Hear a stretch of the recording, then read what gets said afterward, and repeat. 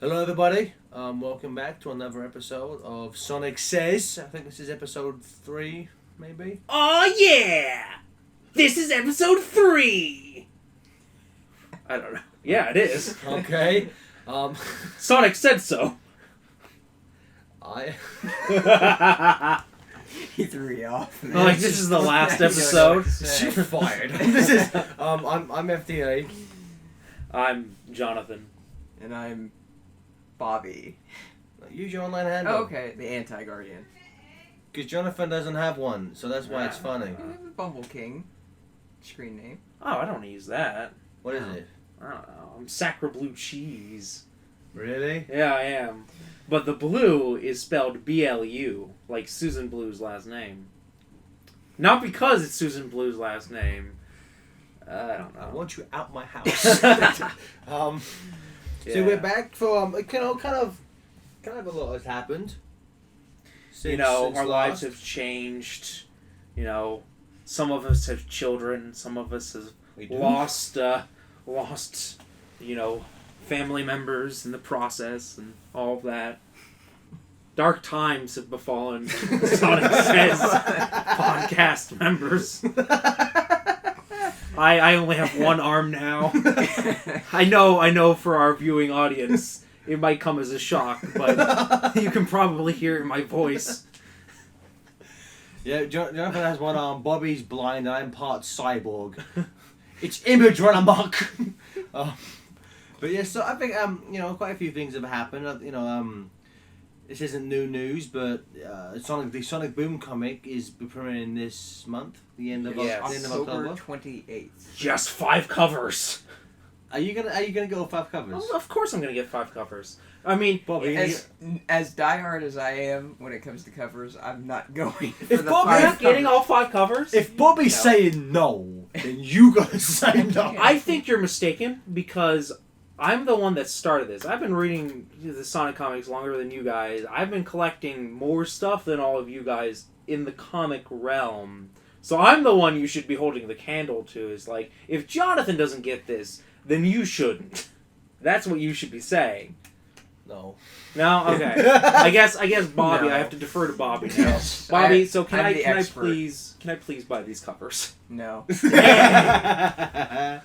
I gotta talk to Paul Kaminsky and be like, hey man, I think you gotta you gotta talk to Bobby. I have a problem, man. You need to hook me up. You gotta speak to Dawn. Dawn's the way to get the Bobby. Yes. Paul Kaminsky be like, "Who the f*** is Bobby? What are you talking about? Or- I don't know you. Get out my house." Yeah, I just go over for breakfast to Paul Kaminsky's house, be like, hey, I'm making pancakes. You want some, honey? There's that kid again. He won't leave. Again. I made it a little Sonic. They're little chocolate chip eyes. It's classic. No green anywhere. I don't know what the green would be in a pancake. Yeah. Food Well, dye? Food dye? Just drop some food dye in there. Some lettuce. Or And lettuce in your pancakes. green peppers. So yeah, I'm looking forward to it. They just released some preview pages, Yeah. and Yes. it looks funny, man. Like Amy's a grammar Nazi apparently now in the Yes. Boom universe. I do love that. Like, Sticks, ain't it? Amy, you mean, isn't it? Well, I was asking you. No, I mean, I think this is going to be something that Ian is going to have a lot of fun with. You can feel his excitement. The thing about Boom is that Ian isn't tied down by any continuity, no lawsuits, no established canon. Yeah. It sounds like it's going to be more like the X-Book, just goofy fun. Oh yeah. And I'm Yeah. looking forward to that. Yeah, and I will say the one part of the cartoon that I'm not sure about is Styx' character, because I just find her really irritating. But when it comes to the Boom comic, because Ian does such a great job Yeah. with characters like Bean and Marine, like, I love what I've read about Styx so far, just in those preview pages. Styx is someone that I like some of what I see, but I'm afraid that she might get a little. Yeah, it's just My- so one track over the top. At least Yeah. from the little bit we've seen. That's The to say, cartoon all hasn't we've, even aired all we've yet, seen but- at the moment, I mean, she could possibly be annoying as hell. Yeah. But Right. all we've seen is kind of just out of context lines here and there. Exactly. So like, she could be kind of like, they could, I mean, it's unlikely, I'll be honest with you, but they could just be showing the crazier side of her. I mean, I hope that every line of hers isn't like that, because that would get grating Right. after. But I've chuckled at some of the stuff that Oh, she's, yeah. you know. I'm not paranoid. Turns out sees her shadow. Quit following me, you know. It's kind of. I mean, I think she'll be a good character. I can see. We just have to wait and see for me. Yeah, but I just love what Ian's done with her so far, too, in the comic book. And- Just by those few pages. Have you guys seen the cover to or the variant cover to I think number 3, the pun variant? The sticks with stones running from bones, and it's Eggman on top of a Tyrannosaurus skeleton robot chasing sticks, carrying a bunch of stones and a slingshot. And he's like, "Hey," Sonic's on the bottom being like, "Hey, you get it?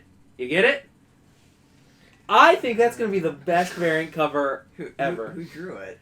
I don't remember who did it. I didn't see I took that a picture on my phone because it was one of the things That's also one thing I'm not sure because since Unleashed, the Sonic games have been there's been at least one fourth wall breaking joke per game. Wow.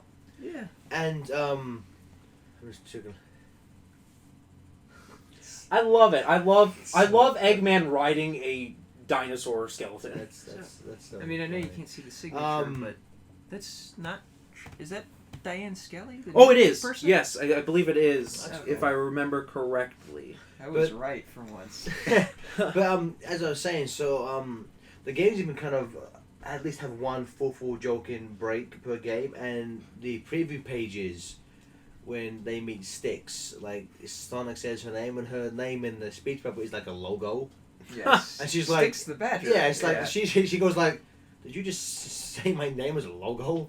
And he's like, "It's a first issue thing, you know. We'll be back to normal later in next issue." So I'm wondering if Boom is going to be very full breaky. I mean, was X a full breaky book? I Not- read very little X. Not really, No. was it? I don't remember enough of it to think so, Yeah. but I don't remember it ever doing that. No. I mean, it Um, was very much like the X cartoon. Yeah, So boring. but Way. but no, Badly but the thing was about it was Ian wrote it too. It was Ian good. put it into wacky situations. So Yeah. not the boring situations you would watch every week, every Like Saturday just, morning. Sonic just Did- sleeps on a roof for an hour. Did he Yeah. do the issue where Eggman like dressed up and The Luchador? Yeah. Yeah. Oh, he did do. Yeah. Oh, Grin Gordo. That's his. Yeah. Okay. That's, Well, I don't that's know what he's how most much. proud of. Oh, Yeah, okay. I he didn't talks know about he's- it all the time. He wants to do it again. He keeps saying that he has like one more story to tell. I think we're getting that. I would in, love that. I think we're getting that in Lost Hedgehog Tales. We're gonna get that in the Underground epilogue. I was hoping they'd do Underground epilogue. It doesn't sound like it's. I happening. keep saying wait until. I mean, I don't want the book to end, but wait until Universe gets cancelled and do Underground for the last issue. That's what I do. Just because, like, who gets the last issue? No one cares. No comic book company cares about the last issue because the book's being cancelled. So I just be like, let us do And that is the highest aftermarket selling book of all time. Sonic Universe number 110.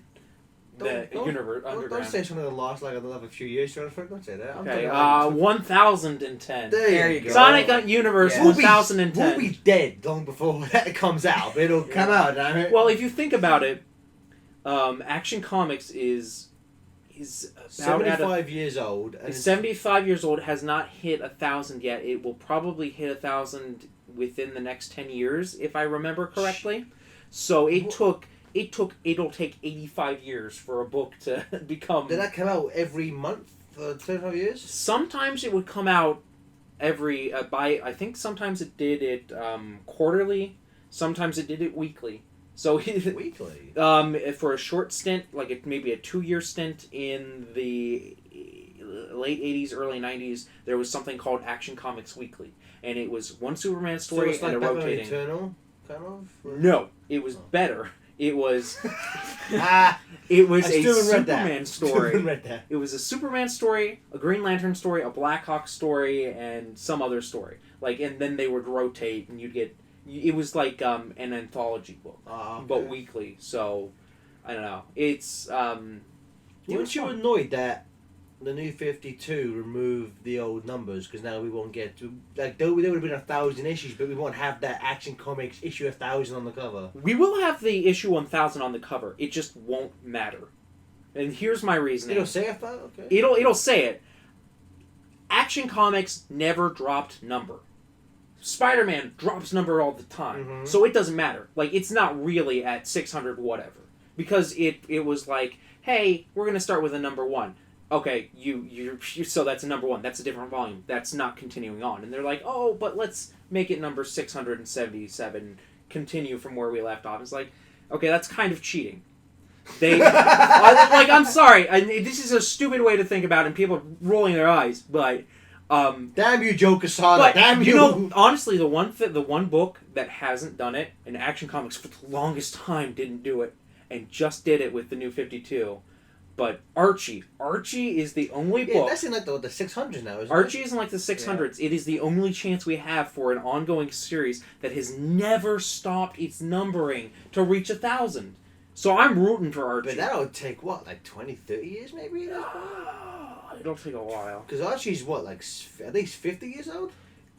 No, it's like 65. It's over 65. It's almost 70. So it's almost as long as Superman. Yes, So but about 5 years or so after Man... Although, I guess... No, I think it was quarterly longer, though. Oh, okay. Where I think they did, like, semi-annual and... like weird issue change ups. Maybe I'm sure if we add in all the digest, we could maybe push that to 1,000. But then it won't count. It won't count. That's what I'm saying. Is Superman or Action Comics was straight. Like, it was Action Comics number 1 to Action Comics something without changing the numbers. It's formula, okay. So that was what I was really happy Well, with. Sonic's a quarter of the way there. It's a quarter of the way there. We just gotta wait a billion years.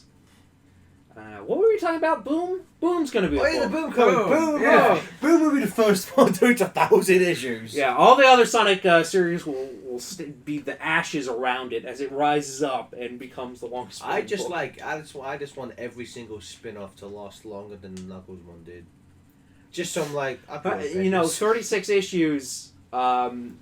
X outlasted it. Yeah. Universe S has outlasted X at this point. Yeah. So now Boom. What other spin-offs have there been? I mean, like there's been like mini-series, like the Sally mini-series. There's been mini-series. There's been a special series, which was 15. like a biannual thing.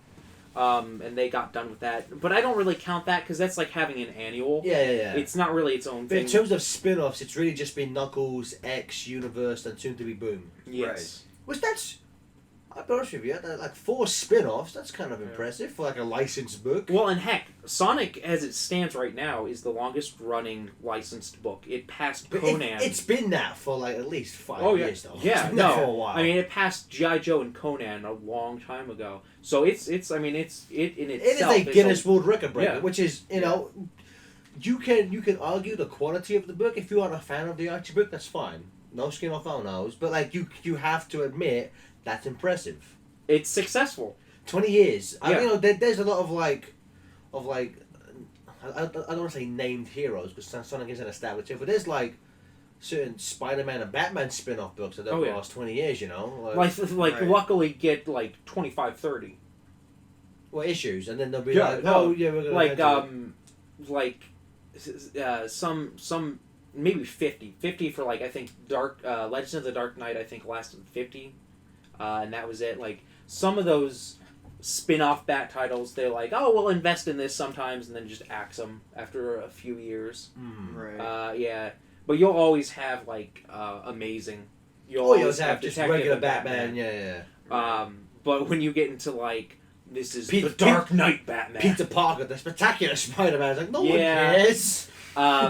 Spectacular Spider-Man. That cartoon was amazing. How long did Ultimate Spider-Man? Oh, Is it still? it was over 100. It was yeah. like 100 and probably by the end like 125 or something. Because I remember the video game. which Yeah, I have yeah. that. It's I not like bad. that. Yeah. When Miles Morales took over, did they renamed the book? Didn't they? They didn't rename it, but they renumbered it. Like it was a reboot. So it was still Ultimate Spider-Man. Yes. Okay. Because Actually, no. It was Ultimate Comics Spider-Man. I'm sorry. Yeah. Because I think his current book is called like Miles Morales, the Ultimate Spider-Man, or something like that. Does he have an ongoing book right now? I'm getting it. It's pretty good. Okay. I'm liking it. It's pretty good. Because I didn't know once the universe. I like Miles allows. Morales as a character. Oh, yeah. At least he's a fine character. I have no problems with him. Who knows? I don't think anyone has anything to debate that. Let's put him in the Sonic book. I'd be down for that. You know? Miles Morales, the ultimate Sonic Spider-Man.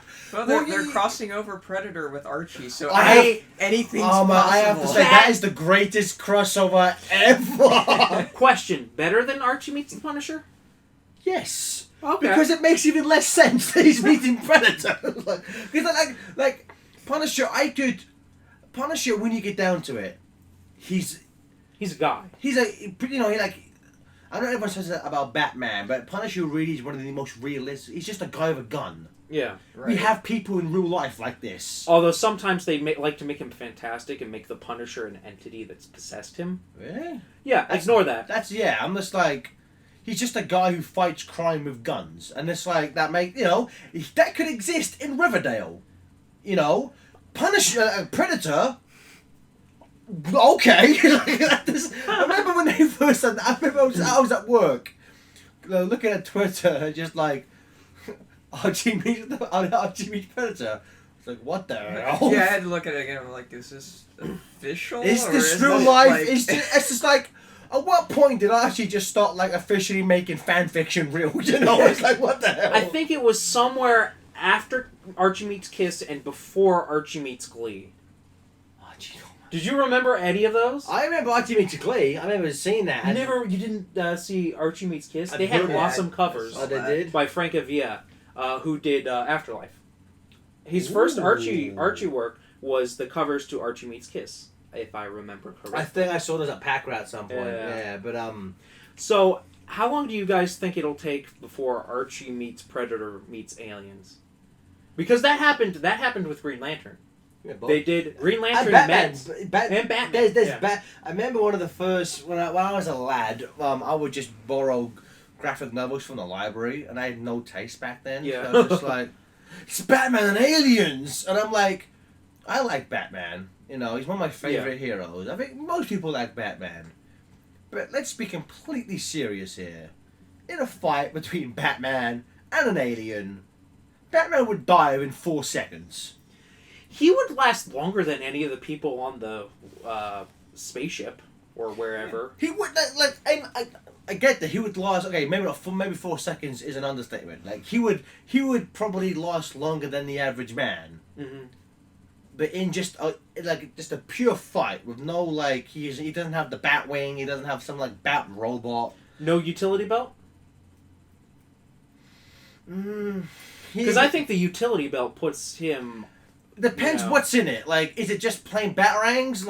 Does it have anti-alien spray in it? It's like that's Spray it, he explodes. that's the problem with that utility belt. It's like this whatever the writer needs, he'll just put it out. There's no standard utility belt. Okay, he can have in his utility belt the grappling Yeah. hook, and some batarangs.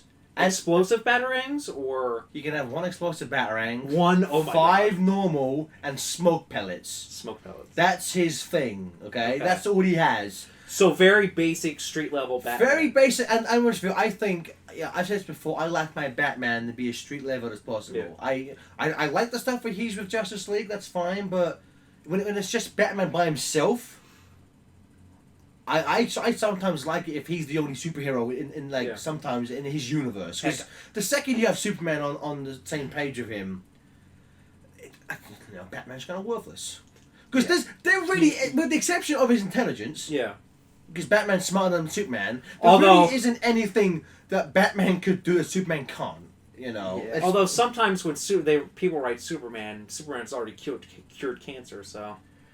See, going back to I kind of prefer my Superman not to be a genius. Yeah. I don't think that's because he's obviously a smart guy, but I see him more as having street smarts than Yeah. being like book intelligent. You See, know? I think Superman's got the heart and Batman's got the logical brain. Well, Batman So- also has a heart. Like He's got a heart, He but- doesn't show it a lot, but he's like Yeah. one of the most empathetic people. Like you know. But I mean, compared to Superman, Oh yeah. like Batman looks like a murderer or something. Like Superman's like, I'll give you a hug right now. Yeah, but I would have said though, Batman is less likely to kill someone than Yeah. Superman is. Uh, Man of Steel. Man Although of you Steel say- is the worst thing. Although you say that, Ugh. you go back to the Tim Burton Batman films, and he's murdering people. he's got left and right. machine guns out of the Batmobile. To be fair though, in Dark Knight, he has machine guns on the Bat pod. I hate the whole gun, like Batman And- having guns, because he doesn't use guns. And speaking of Tim well, he Burton, did use guns, but he doesn't use guns anymore. there was supposedly a Superman movie being made by him. Yeah, I was gonna Superman Just Lives, recent- written- and it yeah. was supposed to be Nicolas Cage as Superman. Yes, Yeah. it's. Yeah, I guess I didn't they're know that currently before recently. making there's a film. I forget his name. Yeah, There's a gentleman documentary. currently making they call the Death of Superman Lives, because Kevin Smith wrote the original screenplay, and I have it signed by him somewhere. It's not very good, but it's super fascinating. But yeah, but like I've always just like Batman kind of. I you know we're going pretty off topic for a Sonic I know. comic podcast. I've always thought that Superman. Like Batman always goes to like the edge of where he'll like Yeah. here's a line he'll never cross. Like no matter how far he's pushed, he'll never cross that line. I don't really. I'm sure if Jack was here, he'd Yeah. say I was being wrong with what I'm about to say. Mm. But I've always imagined Superman as someone who he could be like. It'd have to be extreme circumstances, but he could be pushed past that line. I think if you write Superman correctly, he is very. Unless he's fighting Darkseid, he will not. He'll give him 5. There's the line, and there's 5 feet, or 10 feet, and Superman will stay 10 feet away from that line. I would say if it's Darkseid or Luthor. Darkseid, it depends on In how Justice League- far. in Justice League, he It murders- depends on he how murders far Luthor has pushed him, because Luthor can push him pretty far. in ways that most people can't, except for maybe Yeah. Darkseid. But Darkseid, he can take it. Superman knows Darkseid can take Superman it. lives in a world of cardboard. Yeah, he does. But Bobby's just like, what the hell are they talking I about? don't know. I'm confused. it's okay. We'll go back to Cartoon Hedgehogs. Okay. It's gonna be safe. It's gonna be all right. You're in a safe space. Boom! Boom! Boom! Yeah. So yeah, that's enough talking about Archie, Yeah. Predator, Superman, and Batman. Big Boom coming out later this month. Very excited. I guess the big news that no one saw coming was it Thursday? Oh no, it was Wednesday. It was Yes, Wednesday because Wednesday. it was right before I went to New York. And because we talked about it at Pack Rat. Oh, so yeah, on yeah. Wednesday it was announced that. And I thought this was coming. I didn't realize it was coming this soon. But I think we all knew this was coming. I thought they'd wait at least 3 years. But of course, what Yeah. we're talking about is everyone I think. Worlds unite. Yes, Worlds Collide, the Sonic Mega Man crossover event is getting a sequel. Yes. Out of nowhere, out of the blue. I mean, I'm looking forward to it. Literally nothing is known about it at this point, other But- than it's coming in 2015. Yeah, I went. Yes. I went to the. We'll talk about this later, but I went to the panel at New York Archie. Comic Con for the Archie Sonic books. They were like, "It's happening. Can't say anything about it." Well, the one why detail- announce it then? Why announce it if you can't say jack Well, about it? The thing that bothers me is why announce it the day before you have this panel at New York? Like, isn't Yeah, that that isn't that where kinda- you're supposed to announce? They things? did that a lot at Comic Con this year. Like Marvel would release stuff before Yeah. Comic Con. You could wait 2 days. Released Well, it. I there. mean, it's like sitting in the audience for that panel, and you're like, people should be more excited about this, but you're not really saying They should anything. have. What they should have done is kept their mouth shut and ended it with just 2015 Worlds United and left. Drop the mic, like 2015 motherfucker. Drop the mic and walk out. Well, with Worlds Collide, when they announced it, they had all those teaser images. Yeah. Like Sonic and Mega Man, Knuckles and Proto Man, Shadow and Base. They yeah. had a couple. They have two. They have one. But it looks like they just took spaz artwork from Worlds Collide and put it over the Is it this one where they've got glowing eyes and are It looks screaming like at each other? it looks like the Jaws poster. Have you seen this? There's already that Jonathan just pulled up. There's an image of it. It's like the planet. Oh yeah. The planet in the middle. At the bottom is Sonic with like crazy eyes and his mouth open, and the top coming down is Mega Man with crazy eyes and his mouth open. And someone took that Sonic image and parodied the Jaws poster. Where it's like the that's girl awesome. swimming in the water and Sonic's mouth at the bottom. I love that. It's like, that's funny. I was like, that's an odd image. I don't get what the hell they're trying to Yeah, show I- with that image. It's like, I don't know. they're gonna eat the planet. Like, what is going on with that? I'm gonna have this half of the cookie. No, I'll have this half. But I'm looking forward to it. I've read some things online where which I'm this probably is playing a part of it. With some people who are just like, man, Mega Man must not be selling that well if they're putting the crossover cards Again, so soon. because Yeah. it's only been because again There's it's- a good year between them. it's only well, at this point in time it's only been about a year. Mhm. And they're already in that. I mean, this is Right. something I expect from like Marvel or DC. They'd be like, another event again, you know. We killed off Damian Wayne. We're back again a year later, you know, like Death of Wolverine. In a year's time, they'll be like the birth of Wolverine again. The birth of you know, the rebirth of Wolverine or something. You know. You know. The afterbirth of evil. but it's like I didn't because the Sonic like it's not too gimmicky, you know. Like Yeah. I mean, yes, there was a reboot, but it hasn't been. I mean, I haven't followed it the whole 20 years, and there's been spin-offs and stuff, and it hasn't been very gimmicky. Except You for know. that time with the mini-cons.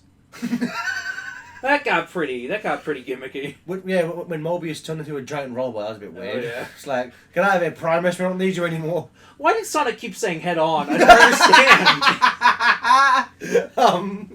But yeah, I mean, I thought it'd be at least 3 years before they do one. Yeah. Yeah, well, especially because they're adapting Mega Man 3 in Mega Man's comic, They're and they're currently still doing doing the Mega- Unleash thing Okay, with and- Sonic. This is what I heard at the panel. Unleashed will not be done by the time Unleashed will not finish when the crossover begins. Because It will be if you look at the promotional image, Yes. I did notice it. Sonic's world is still in pieces. That Oh. looks like Green Hill, his side of the promotional image for I mean, we know it's 2015. Mhm. Do we have like early? I assume that. I probably thought be it was spring. Yeah, it says spring. 2015. spring. Okay, so that'd be like, So what, that's March? probably March, April. At the same time it happened last Yeah. time, I would assume. Oh, Because that no, was no, because the last April. time was summer. No, it It was was June, July, August. I thought it was May, June, July. because Sonic Universe 50, the Metal Sonic story was like late March, early April. Well, Yeah, I it know started the after last that. issue was supposed to come out in August. No, in September. But we got it because I remember because in the the issues for Wars Collide, Oh. they had like the checklist. Mhm. And, like, Right. the last issue was September, but we got it in August. So it's like, hooray! Oh yeah, I think you're right. I had read something where I read something once, it was nice. oh, it was good. I don't want to do it again. I thought I overexposed myself to the written world. Too much reading in my life, no thanks. I'll stick to video games. So Just turn off subtitles, don't need that stuff. I was clicking around after they announced it Wednesday, and I found an article where they had mentioned months ago that there was going to be a crossover again, and it was going to be in a miniseries. Where they made, was it in a book, was it on an Archie website? It was on an interview with some website. I can't remember. Who was it though? Like, who was the interviewee? It wasn't really an interview. It was like they talked to Archie. It was like a press release. Okay, gotcha. It was like right after Oh. San Diego. That would have been picked up by someone. I know. Surely. TSSZ would have picked up on that, at least, you know. It was in a link by TSSC though. Yeah, I could be making this up. I could have imagined it, but I swore it was like results from San Diego Comic-Con thing, and it was like there's going to be a miniseries of it. But by the sounds of it, in New York Comic-Con, it is going to be the exact same setup. I don't want that. I don't want it either. I want.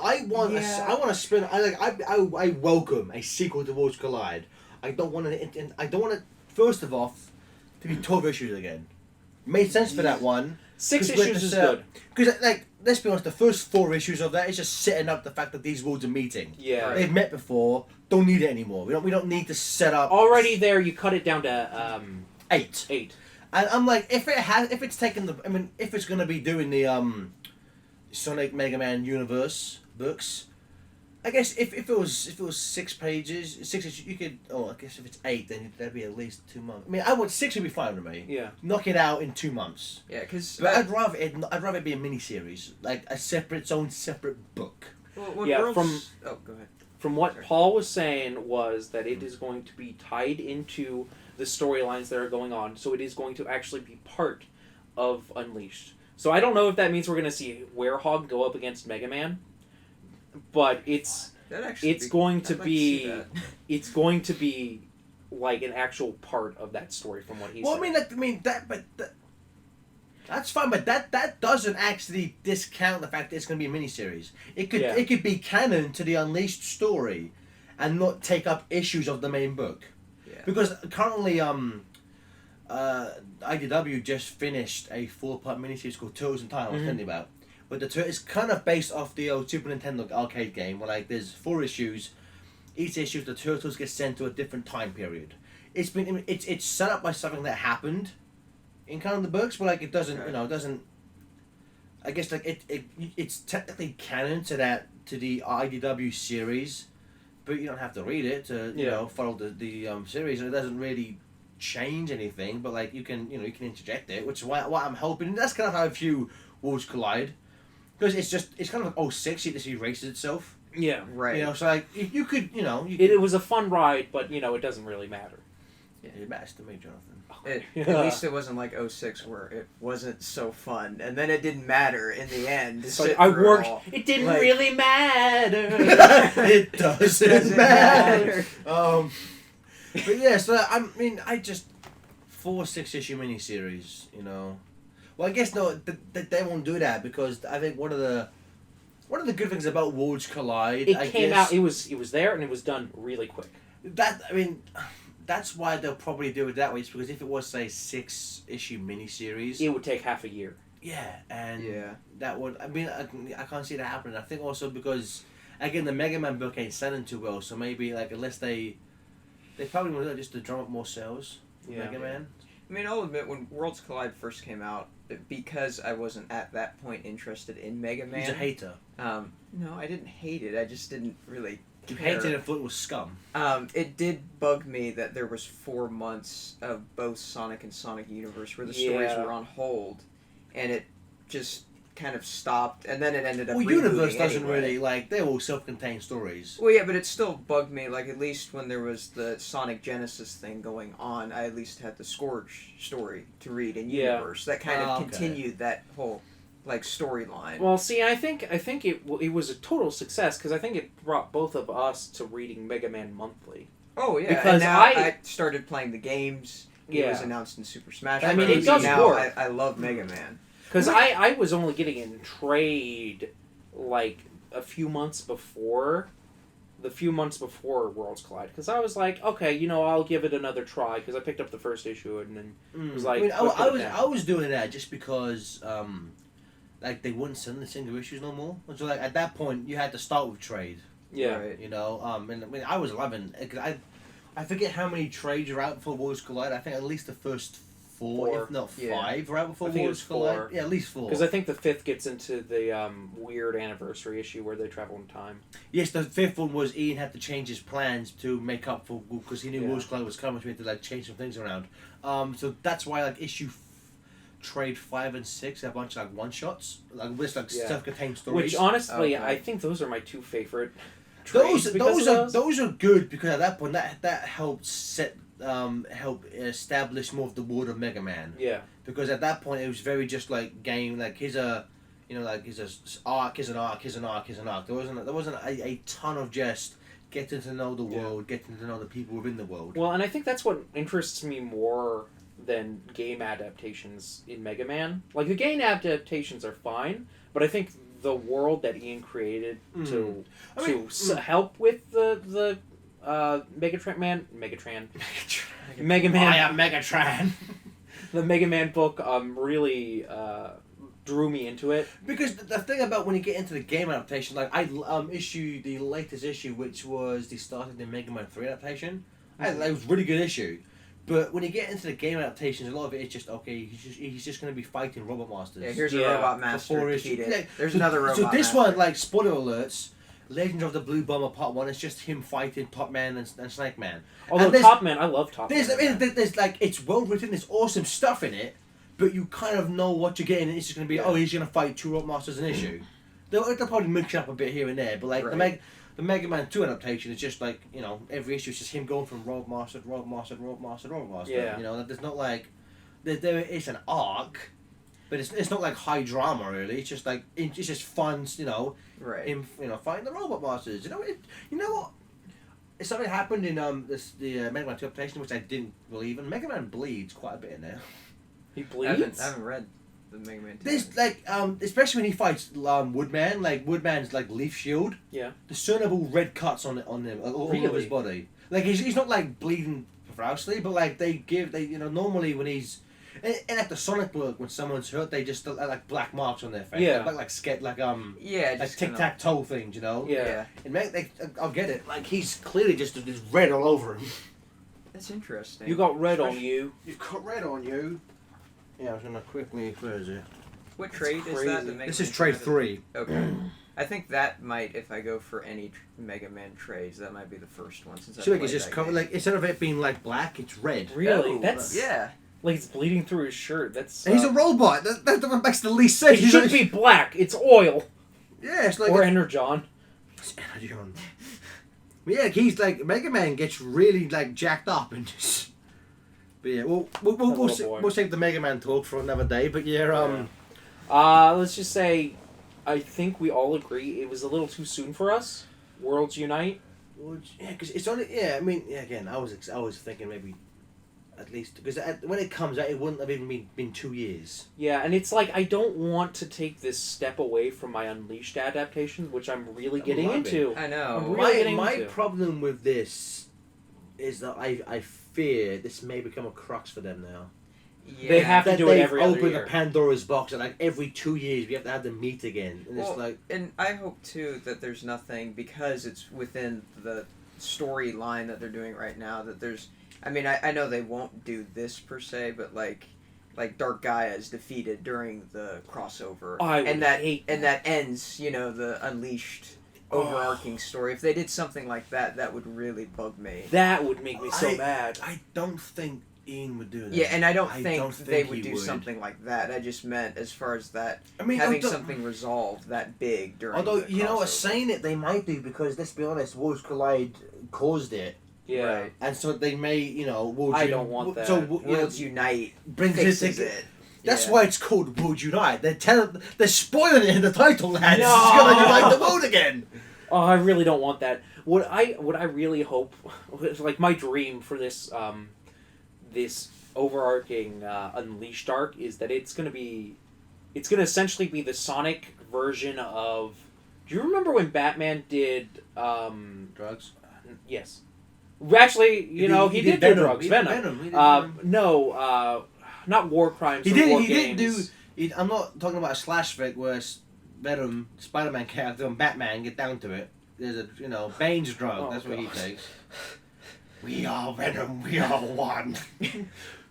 But The imagery that jeez. goes along with that. What is that? That story that lasted forever in Batman that was like Which one? oh gosh, not it, 0 year. no it was way longer. It was not war crimes or war games. It was King. No Man's Land. Batman Oh, No Man's Land, okay. the infamous huge storybook or story line from How many Batman. issues was that? I don't know, but it went through like every Bat title, but it was this huge book. Do you think like? But I kind of hope that Unleashed maintains a Like really 2 good. years. Like it's like Yes. 2 years through Universe and Sonic, and then there's just this big gigantic omnibus of fun traveling all around the world action. I was gonna say that I think they should start doing bigger omnibuses. Oh yeah. Let's be honest, finished getting the trades out that we've been waiting for a while now. Which apparently Scourge this month. Good. Scourge Lockdown Good. should be out this month. I got an Amazon email about it. Like, this month, Scourge Lockdown. Oh, so they updated it. And Awesome. I did see, not that this is too important, but the Knuckles Archives is supposed to come out this month. The last one? I Yeah, thought it was it's- supposed to come out next week or the week after. Yeah, it's either next week or the week after. They should do it because Knuckles is Finally. what? Like 30 odd issues? It'll big be. omnibus. Do a big omnibus and the Knuckles run. Well, they hinted that they are going to. I they- may pick that up then. But what they're going to do is, the legacy trades, Yeah? the big black and white Oh, phone they're books. going to do that? They're going to do a Knuckles legacy. Just one though? yes, because that'll fit them all. Hmm. I like the coloring. I know. Oh well. We'll cross It's that black bridge and if we white. You come to can it. color it yourself. That's what my sister did to my How to Draw Sonic and Friends book. So She must be dealt with. she must be dealt with. Swiftly and painfully. Oh gosh. Punished. So yes, that's the big news. I think we should get into the issues. Where do you guys want to start? Do you want to pick back up with Unleashed, with Universe, or go straight Let's back? do Universe because we have Yeah. more to Universe talk is just about. one. So The nice is that a Beatles homage? no, dude, that's for my money, that's a Sonic and Knuckles reference. No, I think that's the Beatles. So I don't know. So this is Sonic. Bobby, do you know anything about the Beatles? Kerry would know. She's here. Yeah, this not is really. so this is Sonic Universe '68. Talk to Eclipse, part 2 or 4. You know, Yes. script by Ian, artwork by Tracy. A quick Inking note. by Jim Amash. Amish. Amish. Amash. Image and colors by Matt Herms. Letters by Jack Morelli. I will also say variant cover, first cover work for Jonathan John Gray. Gray. Yeah, Pretty and good, it's a really pretty good. cool Yes. I almost tabloid cover. I almost picked it up because I'm not one for variants. Yeah, I'm you sure you stick to your guns with one cover. Unless we'll get to we'll get to that. Yeah. But yes. I just because I'm a sucker for Tracy. Tracy is my favorite artist. Yeah, and I love the coloring on that cover too. This that coloring, Batman Zephyr it's like Knuckles, Shadow, and Eclipse, but they're like almost in silhouette. It's really the coloring's really done. They are eclipsed. and there's an eclipse in the background too. There should have been like a Sonic in the back going, "Did you get it? Did you get it?" That's what they got to do for every single For cover. every now. cover where they have like anything like Marvel that you have to think about, it's like, "Did you get it? Did you get it?" So essentially, at this point, as we picked up last issue, Shadow and Relic are at the Master Emerald, and Eclipse has just come down to fight. Right. And so he starts fight. fighting. And then at the meantime, Knuckles, Rouge, and Omega they've gone off, and they've gone off looking for Eclipse because Shadow's taken the guard of the Master Emerald. They've gone on to pursue Eclipse. They're doing a terrible job. They are doing a completely terrible job. I will say that even though they're doing a terrible job at what they're doing, this brings up my favorite Knuckles moment in a long time. I was saying before, I know what you're talking about, but I have to say there's one of my favorite gags. This is why I love the fact that Ian is a fan helps this book so yes. much because they're in Red Mountain Zone, which is from SA1, and there's a bit where if anyone's played that level, you know that there's these hammers just hammering the ground for absolutely no good reason, and there's one in the background, and like Rouge says, "Does that thing even do anything?" And Knuckles just goes, "Sure it does. It's part of the mining stuff." Well, it doesn't Omega right there say something like This device is acting aggressively. Permission to yes, fire. that's it. I love Omega is one of my favorite characters. I in think the comic like books it's for weird that because if you were to tell me that before reading this series that like Omega and Bean the Duck would be like the most interesting characters, I'd be like, what are you doing drugs? Like what are you talking about? This guy was boring. But like, reason. which is what I'm saying. In the hands of a good writer, you can make any character. Like I love Omega. Oh, in the games, I'm like. You don't really do anything. There's some good moments. I would say in the good moments, there's not many, but the good moments in 06 are the scenes between Omega and Shadow. Yeah. But he's kind of a boring character. He's a robot. And they He's treat no him like a Gamma. robot. He's Yeah, no he's Gamma. no Gamma. In terms of personality, he's no Gamma. It's a robot that destroys things. And Doesn't have the Gamma heart He doesn't have the Gamma heart. or the Gamma flicky. I don't know. Actually, we haven't seen Omega explode. Maybe he does have a flicky. Oh God, that would be disturbing. Like, oh, we hung out with you, but you're enslaving a little bird. We don't agree with slavery unless it helps GUN. I didn't. It's weird talking about GUN with other people because I always was like, oh, it's gun. Oh, GUN. So I'm like, when you spell it out, I'm like, where are you going with this? Where are you going with this? Is this going to be a GUN. what? Oh, okay. Oh my God. I was offended for a split second. But there's a nice moment where, like, after that, Rouge is just like, what for? Like, there's nothing on this island. It's just you. Hey, Rouge, guess what? Maybe I'm doing this for everyone else. Whoa! That's such a good moment. That's why I love Knuckles. This is why I love main. I'm not sure what do we call this guy now? Like main series Real Knuckles. This is why I love real Knuckles. Yeah. I like goofy, dumb looking Big Boom jock. Knuckles. I know. I think some of his stuff is funny, man. Like to go off on a tangent. I love how people react to him. Like one of my favorites is still that cutscene where they find the elevator in the floor, and Amy's like, "Me and Sonic will go down here. You and Knuckles, you and Tails stay here to protect the village." And Knuckles just goes, "Wait a minute. I say you and Sonic go down there, and me and Tails will stay up here."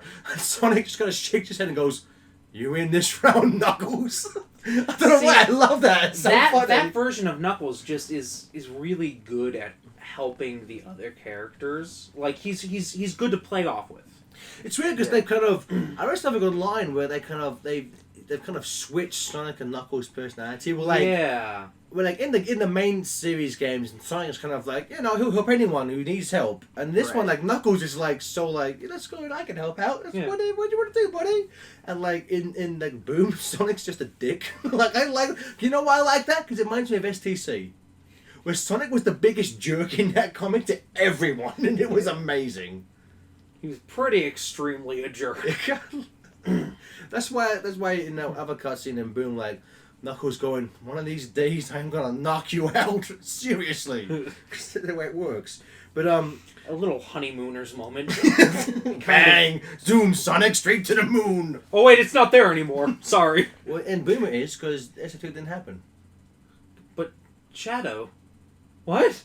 We're talking about the Boom universe. But Boom Shadow is Boom Shadow. I don't understand anymore. My whole world shattered. Boom Shadow isn't main series Shadow. Why would he be? That don't make any sense. This ain't Sonic Universe and Sonic X, like making the friggin' franchises. Shut up, you! Oh God! But Knuckles, Rouge, and Omega find Eclipse's ship, and they're about to bust into it. With his wisps. We're with the evil Dark Arm Wisps, I guess. Dark Wisp Arms. Dark Wisp Arms. Wisp arms. When Relic is like, Fix It is like, come back. Shadow's getting the crap kicked out of him. Come back. And so they, they fly back. And this is something that, Eclipse, hulks out. Yeah, you don't. And we were talking about this earlier. You don't remember that from the last issue of Shadowfall? See, I don't remember much from Shadowfall. That made me It's so realize boring. that I never read part 4 of Shadowfall. Was- Because I'm really? like, wait. That's the best part. I will say, Shadowfall is kind of dull. Issue 4 is my favorite. Issue Okay, 4 is the I'm gonna have to go best. Because stuff happens in it. I Issue? know. I have it. I know just I'm didn't read hypocritical it. saying that when I just said I don't remember this happening in issue 4, but the most happens in issue 4. I will say issue 4 is the best issue of that, but I think the best page. The best page was the issue before with that great Jamal Peppers, just very anime, you run at each other, those couple pages. That was the best. I think Tracy draws fights so well. Oh yeah. Oh, His staging, I'd love him to do storyboards for movies, man. I mean, Tracy does an awesome job of just showing someone just with the snot kicked out of him, because Eclipse spends a good 2 pages kicking the crap out of Shadow. There's a panel where Eclipse picks up Shadow and tosses him in the air like a baseball. He's just he's tossing him up a little, catching him, tossing him up a little. That's hilarious. And then there's a nice bit where Shadow uses the Master Emerald. He does Chaos He has Chaos Control and then a Chaos Blast. And then there's an odd thing where it gets oddly grabbed, where Eclipse kind of he turns into a bigger creature, but normal size Eclipse is within it, which to me doesn't make any sense. So you would assume, looking at it from Shadowfall and before this, It's like the Hulk. He gets bigger. Yeah. But apparently this thing. He's a grows headmaster. around him. He's a headmaster. Oh my god! It's Hang like a body on! monster. It's a body on. Body on. Body on. That's weird when Shadow kind of knocks Eclipse out of his bigger body. mean, it's green, but there's clearly blood like all over it. It is probably the most shocking. It's the most graphic It's the thing. most graphic thing. I mean, they get away with it because it's green. And But I it's, freaking love that you can see that dead mouth like going one from that thing, and he's just flying. Like it's just like, how did you get away with this? Oh, I guess the comics code doesn't exist anymore, so whatever. Also, it's not in a lot of things like this when it comes to like children's stuff. If it's not red, they'll get away with it because there's a few episodes of Invader Zim where he bleeds, but he bleeds green, so it's fine. You know, as long as it ain't red, it's fine. Yeah, Well, well, it's he the also whole- stole kids' organs and put them inside his own body Yeah. too, and they got away with it. I love how I love messed that. up that show was. I love that show. Well, and I mean, it's also the whole Transformers thing. It's like, oh, we can kill all these guys because they're not They're humans, robots, yeah. they're robots. Who cares? They're Or robots. aliens. They're alien robots, so it's a double whammy. You can kill them twice as much. We also get a nice, we finally get like a slight glimpse of what Snively's planning Yeah, I like. He's controlling it with the With- Sega Genesis. with a Genesis controller. He's like, because at this point, Snively keeps saying to Team Dark, we have to move the Emerald, the Master Emerald, off the island because that's what he wants. We got to move the Emerald off the island to protect it. And then there's a panel where you see like it's like Snively in his like office in the background. It says Operation Conquest, and it looks to me like he wants to use the Ark because that is the Ark. Yeah. He wants to put the Master Emerald in the Ark and I guess blow stuff up again because it worked so well the first time. Hold the world at ransom, you know. Which I think he'll be an interesting character just because I don't really think he'll be associated with Eggman. No, I mean, But Paul. I think he'll be a cool like villain character for Shadow and Team Dark. I to go like up that because against. we need. I like it in stuff like this where we have because a lot of the villains are tied to Eggman, Right. Yeah. and that makes sense. But sometimes it's good to have villains who are their own faction. Right. See, and you that's know. what I liked about the old universe because you had Nagus, which you still have Nagus wherever he is, but you also had like He's Mammoth just- He's Magor. just Ran away. crying in a cave somewhere. You know? Ah, reboots hurt. What did it do to me? I missed the He's- voices. They Never were mind. mean, but I missed them. Is he still around, Mammoth Mogul? Mammoth No. Mogul is probably not around. No. But yeah, I mean, you had villains like the Iron Dominion and Mammoth Mogul that You had were not Scourge. connected at all. And all of I miss his Scourge. He was- suppression squad. He was Yeah. cool. He was the best recutter of all. The king of the recolors. He was king of the recutter, and then I will also have to say that at New York, Paul Kaminsky, the editor, did say that Snively does have big plans ahead. Like they are going to like flesh him out a lot Nice. more. And guess who designed him? Tracy. Jamal Peppers. Oh, cool. Oh, really? Yeah, it's like you go to these panels and you actually find out who did what part of the design concept. It's really cool. Well, I know, which we'll get to this, but for Breezy the Hedgehog, it was John Gray and Alea Baker that redesigned. But, Breezy, wasn't it? But it was Ben Bates who laid down the head Oh, design. that was Ben Bates. That did Ben, I've got a picture I took from Comic-Con where it's Ben Is- Bates did a basic start to the design. that. So is he still going to be doing like pencils for the book? No. From what I understand, no. Oh, that's cool. Yeah, I got to see just a very small fuzzy image. Oh yeah, I of saw that. Yeah. So Ben Bates that was probably some of the last stuff he did. I mean, Ben Bates, as we all know, has left comics. There are still things that are trickling out of Comics his. are worse a place now that he's left. Yes. But there are things that are still kind of trickling out that he's done, like some My Little Pony work. So there's still stuff trickling out. But that's, I believe that Waves of Change issue 4 is going to be his last like artwork for Sonic officially. Like in terms of what's going to be published. Sonic Legacy. Sonic Cover. Legacy. He did the Next cover to the Super Special that just came out with the Sega Genesis, Okay. where he's on the The A capsule. yeah, he's on the capsule freeing the animals, and it's the 25th anniversary of the Genesis. That's one of his Okay. later works. So there's probably stuff in the vault that he did before that's kind of I'm hoping trickling out. maybe in a year or two he'll be feeling better. They'll like bring him back for like maybe it's an issue or a cover Yeah. or something. Oh well. But yeah. So Snively is speaking of Shadow, and Shadow is just kind of like at this point we have to get the Master Emerald as far away from Eclipse because if Eclipse gets the Emerald, we're kind of screwed. Yeah, because it's like the only way that Shadow defeated Eclipse was by tapping into the Master Emerald. So if something happens to the Master Emerald and Shadow can't get into it, they're going to be, in trouble. Yeah, and there's this bit where like kind of everyone's kind of arguing about it, and Shadow's just like, this isn't a debate. We're doing this. Yeah. Like this is gonna happen. We're gonna Which, move I mean, it. that's totally Shadow. There's this awesome bit where I was last issue. I said my prediction was we wouldn't get a Sonic a Knuckles Shadow fight, that they would fight at the very end of issue 3, and we get maybe a page or 2 in issue 4 of them fighting. Oh, I'm glad I was wrong by an issue, because this ends. And I met Tracy at Sonic Boom, and I didn't get a lot of time to speak with him. But one of the things I said was I loved how he ends this issue, because the start of their fight has, and this is something I've never seen done before in the comic book.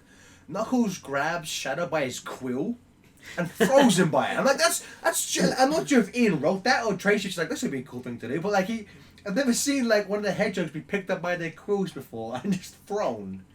And then it ends just goes Knuckles throws Shadow, and then they both kind of land, and like it ends with them like jumping at each other. And Knuckles just says, "The Master Emerald stays. You go."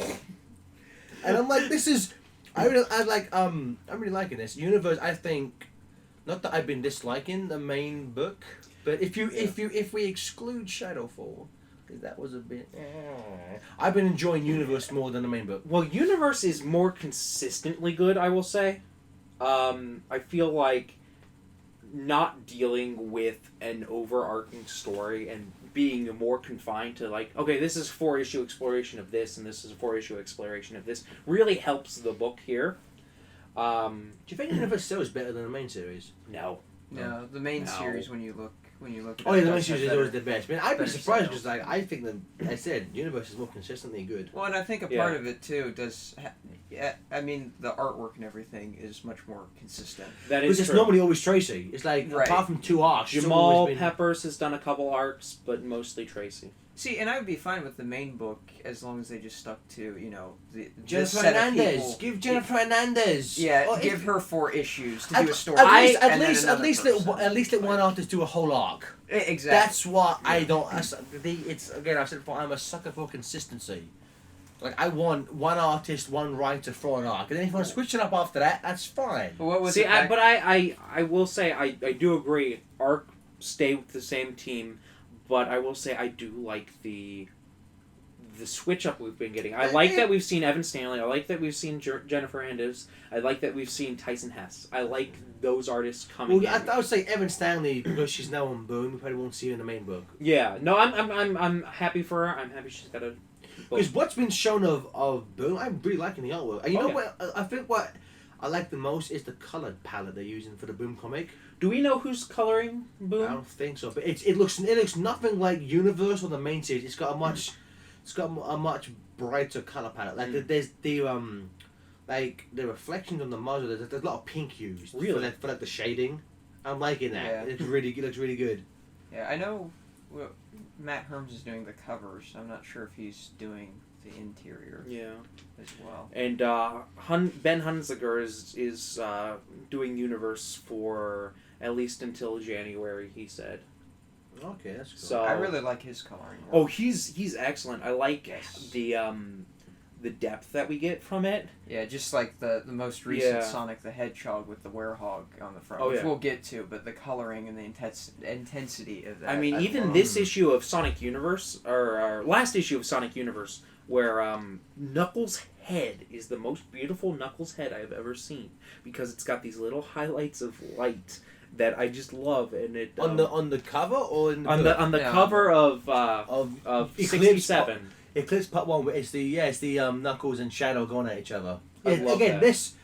I would buy this. I mean, I think we said last episode how much we love this cover. I'd buy it as a poster. Oh yeah. I find a lot of, because at Sonic Boom, Tracy, he was selling a lot of them, like these kind of covers as posters. As prints, yeah. He was like, I like kick myself for not picking one up because I love the image. But it's he had a great Chaos Caper part, like issue 1. Oh, but Mushroom Hill. At the top it said Team Chaotix. That's pretty I cool. was like, oh Yeah. man, I should bought that. I love the print that he did for Boom too, Mhm. like the Boom cartoon at the Boom event. But yeah, I love that. But yeah, That so- was we'll talk more about Boom coming Right. up. yeah. Let's Next, move on to let's move main on book. to the main, the main series and the main event. So we have Sonic the Hedgehog issue 264, Control Part 1. And I'd say one of my favorite covers. It's a cover of it's Spaz with the Wayhog, and it's I'm not sure who did the coloring, but like Is it Hunziker that did the coloring for that They too? can. Because I know he probably did it for say part inside. 2. Did he do it for part 2? I thought it was Dustin. oh, that's Oh, Tracy. no. Tracy and Evan did it. This one And just then I said- think this one Dustin. for the first for Control Part 1, it just says cover art by Spaz. No one else is listed. Huh. Just Spaz. And so it looks like the Wayhog they cut it in like each individual hair. It looks so good. Yeah, I like that. What's I it? will say that Ben Hunziker did the colors for the convention exclusive cover. Oh, Yeah. okay, that's probably because I for some reason thought Because- he did that cover too. Because you can find Ben Hunziker's Signature. signature pretty easy. I mean, it says Hunziker in this nice. I mean, this bold- one just says Right. Spaz. So maybe Yeah. yeah, maybe he did. So you can probably just assume that was probably just Spaz. Spaz. I mean, I know right. last time we spoke because the preview image of this just because it's the Wayhog like slashing the page. Yeah. But on the preview image, like his slashes were just black. And I remember Jonathan was like, "What kind of full breaking thing is this? Like, what is he slashing into?" Well, You know? it's still weird to me because it still doesn't quite make sense because He's slashing these. he's slashing into a clear sheet of paper. It just. I love this cover. It looks like a great cover, He's but slashed it's the- still. Look, it- what works is Slash that the cover. what works is that when you buy it, like one thing I'm liking about what the book does now is that when you open up page 1 is the first Yeah. page of the thing. So Yeah. on the front cover, like when the Wayhog slashes, you can see the artwork from page 1, which is Yeah. But what I'm Tyson saying, Hesse's, it looks Tyson cool. Hesse's art, but what I'm saying is, He's slashing if that himself. if that were to actually happen, it should be where I'm standing, slashing at the book. That's how that works. It's a reflective surface, It's a reflective surface. so that way he's actually standing out looking at the comic book. So what So you're you can- saying so that's is his that this reflection. cover is actually just a plain, like, tinfoil silver cover, And that's his and the reflection werehog as is just he okay. slashes it. That is new canon for this cover. That is what this cover is doing. Thank you, Bobby. Now it doesn't bother me anymore. But essentially, so Control starts with Sonic, Sally, and Amy just basically being attacked by some robots, some Some, E100s. Cat Gamma E113, code name 11 for some reason. Codename Sonadodada. It's weird though because it's like his name is E113. His code name's only 11. Like Eggman, you can't count, man. What is that about? He's smart in other ways, not arithmetic. So basically, they're having a hard time with this robot, but then they get saved by the combination of Ray the Flying Squirrel and Mighty the Armadillo, which is Jennifer Hernandez's favorite character, Mighty the Armadillo. Oh yes. And you know what? After these 2 issues, you can see why. He's an awesome character. Oh yeah. He was always my favorite in STC. He was my favorite Chaotix member. Which, real quick, a side note: Tyson Hesse, didn't he do Hedgehog the Sonic Yes. before? Yeah, he was- He did Hedgehog the Sonic. He did that little cartoon where it's Sonic and Eggman are trying to get the Chaos Emerald. He punches him off the island, and then Ken Pender's disembodied head shows up. No, that's Knuckles is there because he goes, "You have done well, my son." He goes, "Thank you, Father." I thought I said it was Knuckles. You said Sonic and Eggman. No, Sonic and Eggman tried to steal the Chaos Emerald. Or the Master Master Emerald Emerald. from Knuckles. Yeah. Oh, You okay. missed. You left Knuckles out of that. So it's like he doesn't exist. What are you talking about? Yeah. Ken Penders owns him, so he took him with him. It's not canon. It's not a canon character. And so they just meet, and then they have some nice Yeah. moments. We get this. We keep going with the mysterious. What is his name? Thunderbolt. Her name Thunderbolt. Yeah. Yeah. yes. Her mysterious Boss of shadow. Thunderbolt. Still, yeah. So that continues throughout this issue. I mean, I really like Tyson Hesse's I like his artwork, Yeah, but it's really good. I know. I like the mouths. Like, I like whenever It's Mighty super gives this. cartoony, yeah. Yeah. Yeah, see, I know- that kind of, I hate to say it, that kind of bugs me. Not that I'm in any position to critique, but it kind of bugs me sometimes. About I love his artwork and the expressions, but sometimes it's a little bit, I don't know. I know, Seems a I- little, Oh, is it like it seems a little off. Like the one. so? Like this here, where Yeah. where Sally's Visual got the. audio podcast, my friend. Audio podcast. I was about to describe it, sir. So Sally is doing this smile, and there's this straight line It's on angle page down, 6, I and then think. there's. Oh my God! There are no numbers anymore. What happened to the numbers? They're When dead. did this happen? They fired the number. Oh no! See, Uh, Eggman couldn't count, so they just. But Way to bring it back, my friend. Way to bring it back. is it like Eggman does the numbering for the art books, and then What then is Paul this? was like, "Hey, Eggman, You're fired. number 4 is before 5, not after. You're messing up our page count." It's like, what? broke his heart. That's why he's evil. And you know, I do. I like the breaking in the angles. I think I understand. Is it the it's like the mouths are not always. Yeah, it reminds me. There's some other artwork he does. I don't know what cartoon or comic book it's from, Yeah. but it reminds me. And not that it's bad. Not that I don't like I it. like it. I mean, overall, I really like it, and he's probably Yeah. up there with Jennifer Hernandez of the pencilers that have worked on it since the reboot. Is it like the angles in the mouths? Yeah, sometimes the angles just look. I don't know. I don't know if it's inking or It or could that's be. what I'm it gonna could say. be. I'm but gonna- it might gonna- be penciling. I'm gonna beat a dead horse, and I know I've brought it up every episode, but I don't like Terry Austin. No, Terry Yeah, Austin. Terry I don't like Austin. Terry Austin's inking. And I think this might be a good.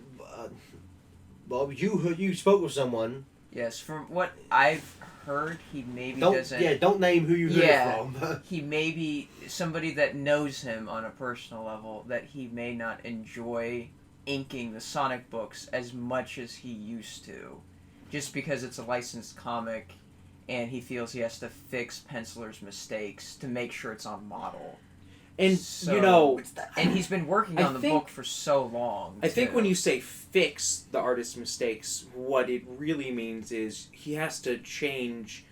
When you're an inker, you apply, you look at the pencils and you try to apply what they're going for and what you're going for into a Right. thing. So you have to change that if there's like a third party coming in and you Right, have it to- has to stay on model. so you're not being true to yourself as much and to to the, the penciler pencilers as, well. as much, so that could be disheartening. Now, I mean, this is all kind of speculation and third party saying, so this really isn't something that I think anyone at Archie should take into consideration if they're listening. Right. So Yeah, and I mean, it's not that the inking's bad. It's just there's a lot of disconnected lines. There's not. It's not consistent. smooth It's odd. There's pages. much. There's pages where it's fine, and then there's pages where it looks terrible. sometimes it seems a little rushed.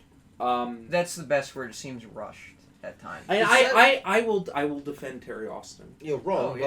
I will defend Terry Austin because I have I have all the respect in the world Yeah, for but Terry. the, Oh, thing, the thing yes. about Terry, I'm sure, but you can't bring up stuff he did in the past I know. as an excuse for why his current work isn't as good as it should be. I mean, again, I'm gonna say, And I also have to say, I mean, it's another thing, and I don't really want to say, but when artists age, their work changes too. yeah, And yeah. I mean, it's just something that comes with the book.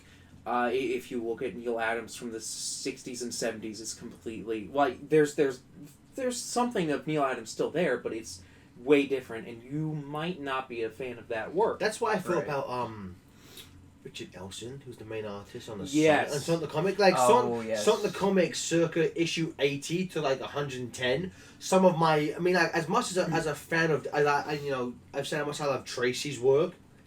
Richard Elson, that circa, my favorite Sonic artist, hands down. His work on arcs like Running Wild, basically all the stuff for like Sonic's in the special stage. Yeah. And especially leading up to issue 100, like, so, like, Running Wild Part 1, I think that's some of the best artwork I've ever I seen. do in a love comic the book. early 100s. Like I love that art. Sonic- I even like his later stuff. And the thing is, because he gradually over time, Richard Elson changed how he drew Sonic. Yeah. It's like his spike, because at that point, it was based on early. It was still kind of based on early game material. So his spikes were kind of. If you saw him, if you had a straight dead on image of Sonic, his head and his spike looked like a Christmas tree. Yeah. Right. The way it was drawn, and as time went on, these spikes kind of got like shadow. Like he started drawing them aiming upwards, and his arms and legs, his proportions got shorter for some reason, and like his gloves got really big. And like the length of his arms went down. Well, and it's weird because stuff like this, he would do a lot of time. He would do some of his own coloring, Yeah. and also like Sonic's color changed from like a light blue to like almost a purple. See, towards and the end of the run. that I like about Elson's work is that he was very structured and very like balloonish in parts, but during his later work, he pounded in on that aspect of his art. He like made them more and more balloonish, where it was like the gloves were almost like you filled up gloves with air, and then you could see into the hole, and there was like you could see the arm going into the hole, and then just a lot of space around the arm, like things like that. Which sometimes I like kind of saying that because I think it's interesting. Well, I'm not. But yeah. I think he might have taken it a little to the extreme. I mean, I'm not saying that Richard Elson's say because the comic ended with the Sonic Adventure. Yeah. In quotation marks, because it's not really an essay one adaptation, but chaos. Right. In it, It's got so, the elements in it. Yeah. Yeah. I mean, I'm not saying that artwork's bad at all. It's still great artwork. It's but just vastly different. It's almost like if you looked at them, you can almost think it's someone else's artwork. Well, it's like picking up Frank Miller's Daredevil and picking up Dark Knight Holy Strikes Terror Again. or Dark Knight Strikes Again. Dark Like Knight Strikes something Again is horrible artwork. or the covers to what was it? The Batman and Robin All-Star Batman and Robin. That was terrible. I thought Jimmy did. Oh, no, you mean that Oh, variant he covers. did the variant covers. Yeah, okay. Actually, those books are probably terrible. Some of the best Jim Lee work, He's the though. goddamn Batman. Some of the best Jim Lee Batman work, though. But so essentially, I'm just saying that it's. I mean, again, I have nothing against Terry Austin. I'm sure he's an awesome guy. I just feel that his inking. Especially because if you compare the inking to like the Universe books, I have never had a problem with the inking in Universe. It's Jim very, Amash It's very smooth. It's the characters pop out of the page. There's good detail in the background. It looks It's because the inking. I've noticed the inking is very thick in Universe. right. Whereas I like in the main book, it's so thin as though like it. That's I think if Terry Austin, if his inking was a bit thicker, the gaps wouldn't stand out as much. I think Details get lost with the inking in this one, just because. Especially stuff in the background, like if he's rushing, you can for my money you can tell when he rushes because if there's anything that's kind of in the background, it looks horrible. Yeah, He and inks it. even going back to issue like 200, he did the inking, and I love the inking in that issue. So it's only been like that the past couple years with his inking, past year or two, maybe. But, Well, back to the book. I want to say this. I love this little thought bubble type thing with Mighty carrying all the animals. And then so after that, they kind of I forget what are they looking for. They're looking for So they're there to get the Chaos Emerald because that's what it's all about. You're getting the Chaos Emeralds to put to the Gaia shrines. It's either you're looking for the shrine or you're looking for the Chaos Emerald. Oh, of course. So this was a trap set by Eggman? Because Thunderbolt found... what can I remember? Found the Chaos Emerald, but Eggman told her to just keep it. Yes, They because would Sonic set a will be trap. after it. Right. So I guess the E100s were the trap, and that didn't work. Yeah. Right.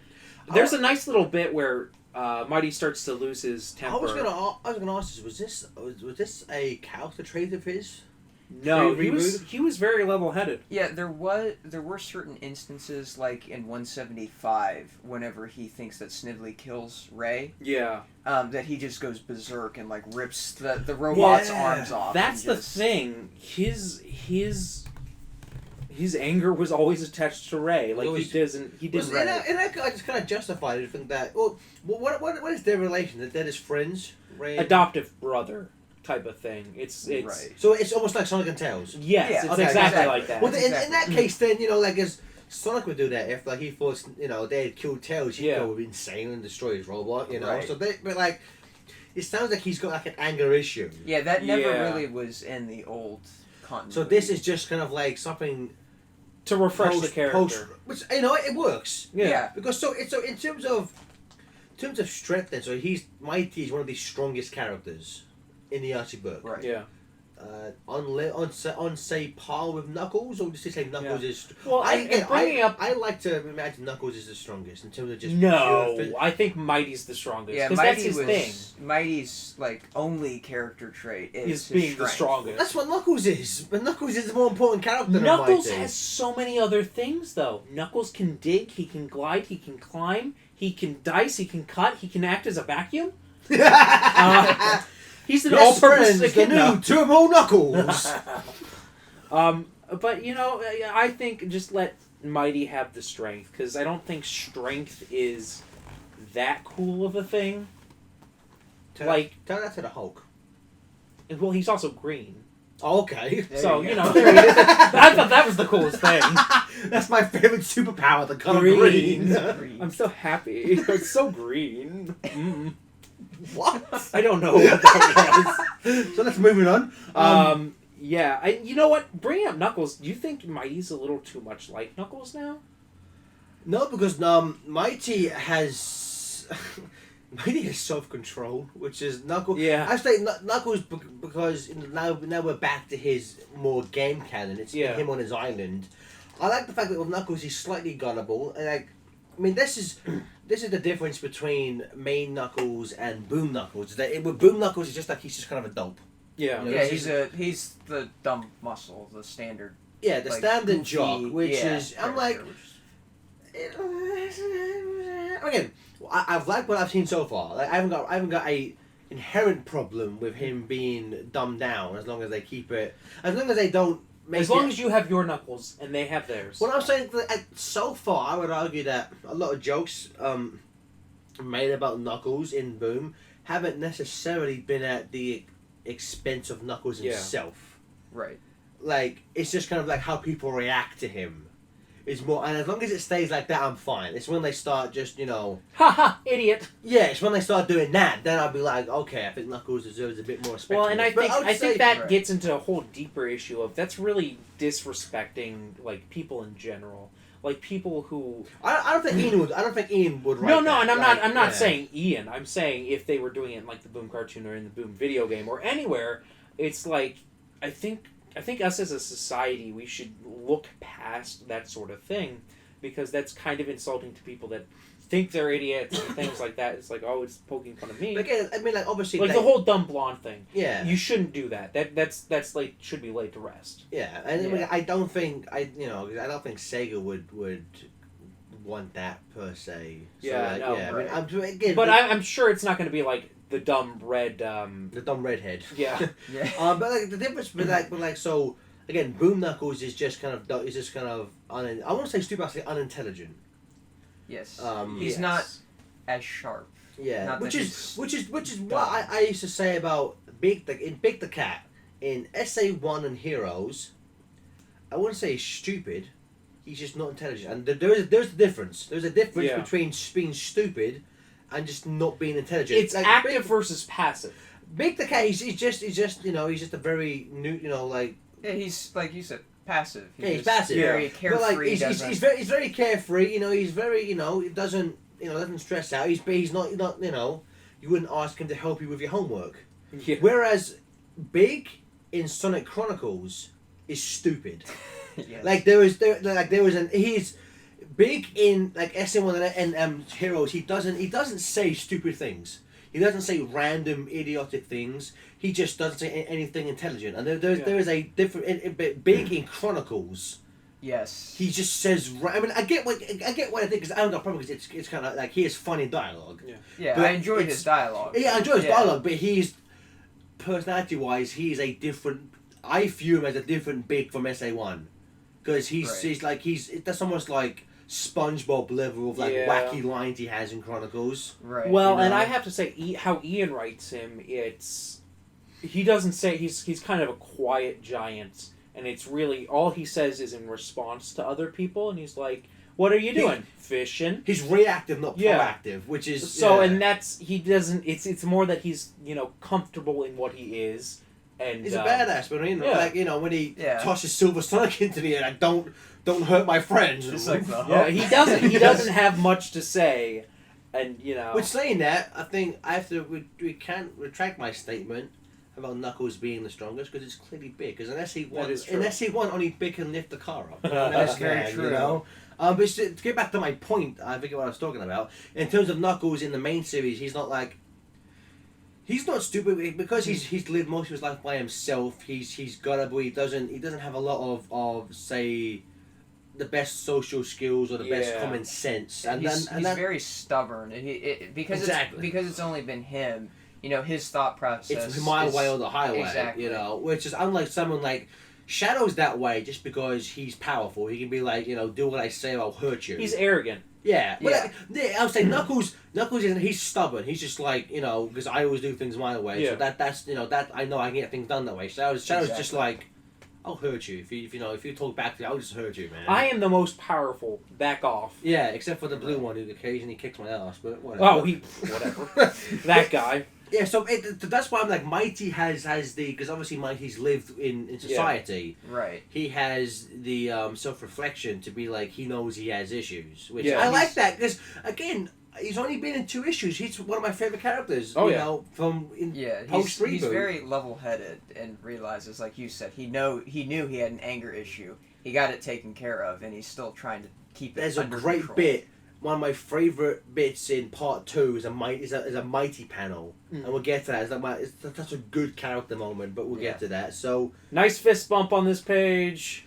there's a lot. Ian, I'm not sure if that's something Ian writes, but there's a lot of fist bumping in the Sonic comic book. I love the bro moments between Mighty and him. They started doing it in the games a lot. Like there's been a fist pump in most games now. There's one starting in Colors between Sonic and Tails. Generations has them between Sonic and Sonic. Yeah. Yes. And then Lost World has another one between Sonic and Tails. There's a lot of like bro fisting in the Sonic franchise now. But yeah, so and just looking through 264, I personally love the facial work that Tyson Hest is doing. I love there's a bit where Sonic, there's Moss the Sloth. And Sonic reacts as most people do. He's just like, come on, seriously? Like, that's his but name. I like how Moss like pokes him in the chest. He's like, what? Like I love that little face where he's like, what is this? Yeah.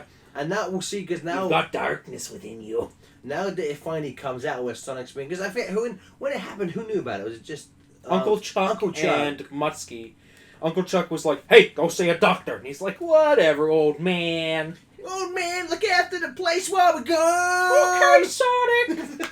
Go fight some Dark Gaia monsters. Quite popular with the ladies. But yeah, quite popular with the Mutskies.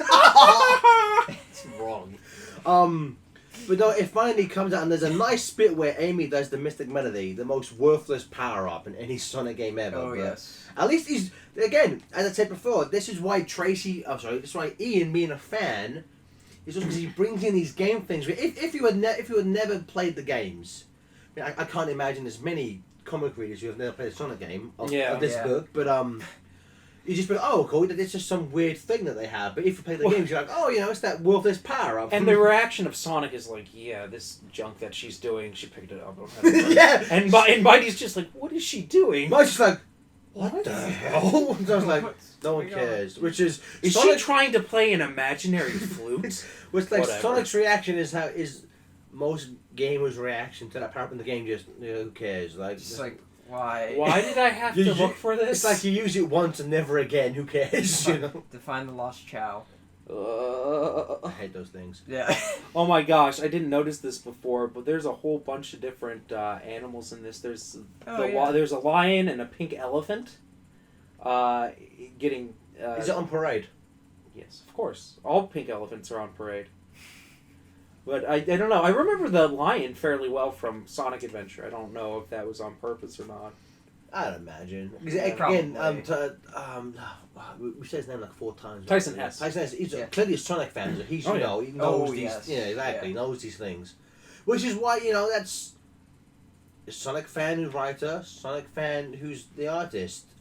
Best of both worlds. I mean, you would think at some point it would like go horribly wrong, but it hasn't, and it hasn't for like because so long. Because Ian knows not to make it too fan fiction. Yeah. He knows Yeah. he needs to serve the universe. Serve Sega. And first and foremost, he needs to serve Sega. He needs to serve the franchise. You know, he needs to Right. because he knows not to just put too many weird fanficky. I mean, he kind of Here's Scrambles, the green hedgehog, or yellow, I should say. 'Cause Yeah, there is a because green he's hedgehog. I will say, I'll be honest with you though, it's not in terms of the arcs themselves, but in terms of the characters we've been introduced with post reboot. Mm.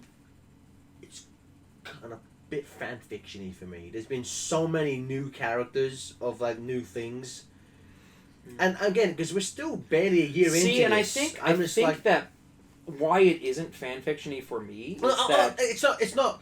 I'm not saying it is. I'm not for one second saying that. But I understand what you're saying. Yeah. Is Yeah, there's- fan fiction. It tends to just it be a tends bunch of to be like, original characters. hey, you know yeah. what? I've got this idea for a character. But the one thing where Ian is like, well, this character serves a purpose as building the world, and this character is not the world itself. Sonic is the world itself. His name, the name of the planet is Sonic's world. Such a dumb name.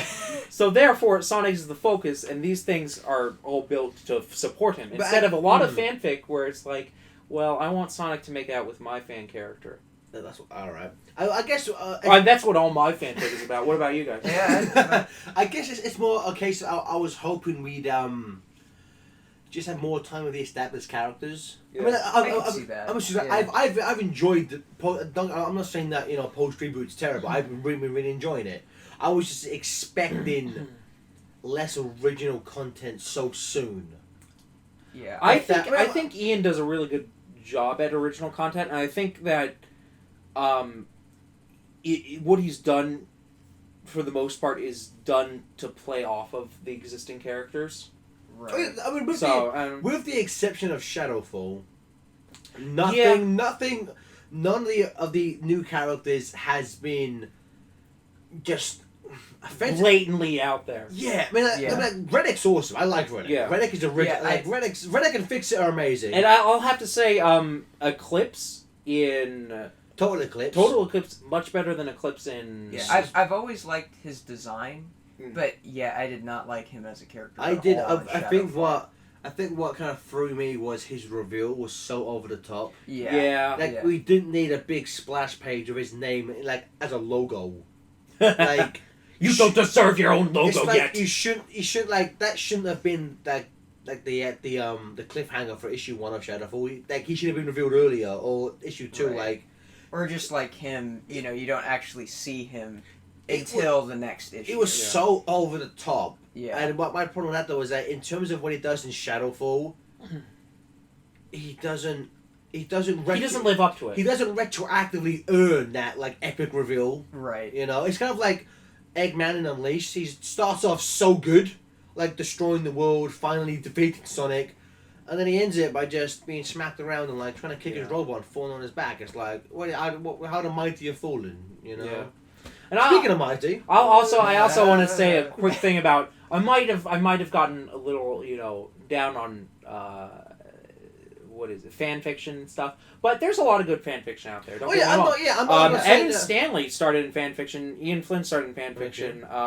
Evan Stanley's still doing her fan Yeah, fiction, Ghost to the Future, which is really good. Very good. So Yeah, I'm not I'm knocking it. I'm yeah. just like the general stereotype of it is pretty funny. I'm not looking fan fiction, but normally when you Heck, my read it- wife writes fan fiction. Exactly. It was like, no, he says that normally when you read like a licensed book like this, you tend to expect it will normally just stay within the confines of what's been established. Yeah, you know, right. like you wouldn't expect so many original. I mean, that's why like the Penda stuff got out of control because it was like you couldn't.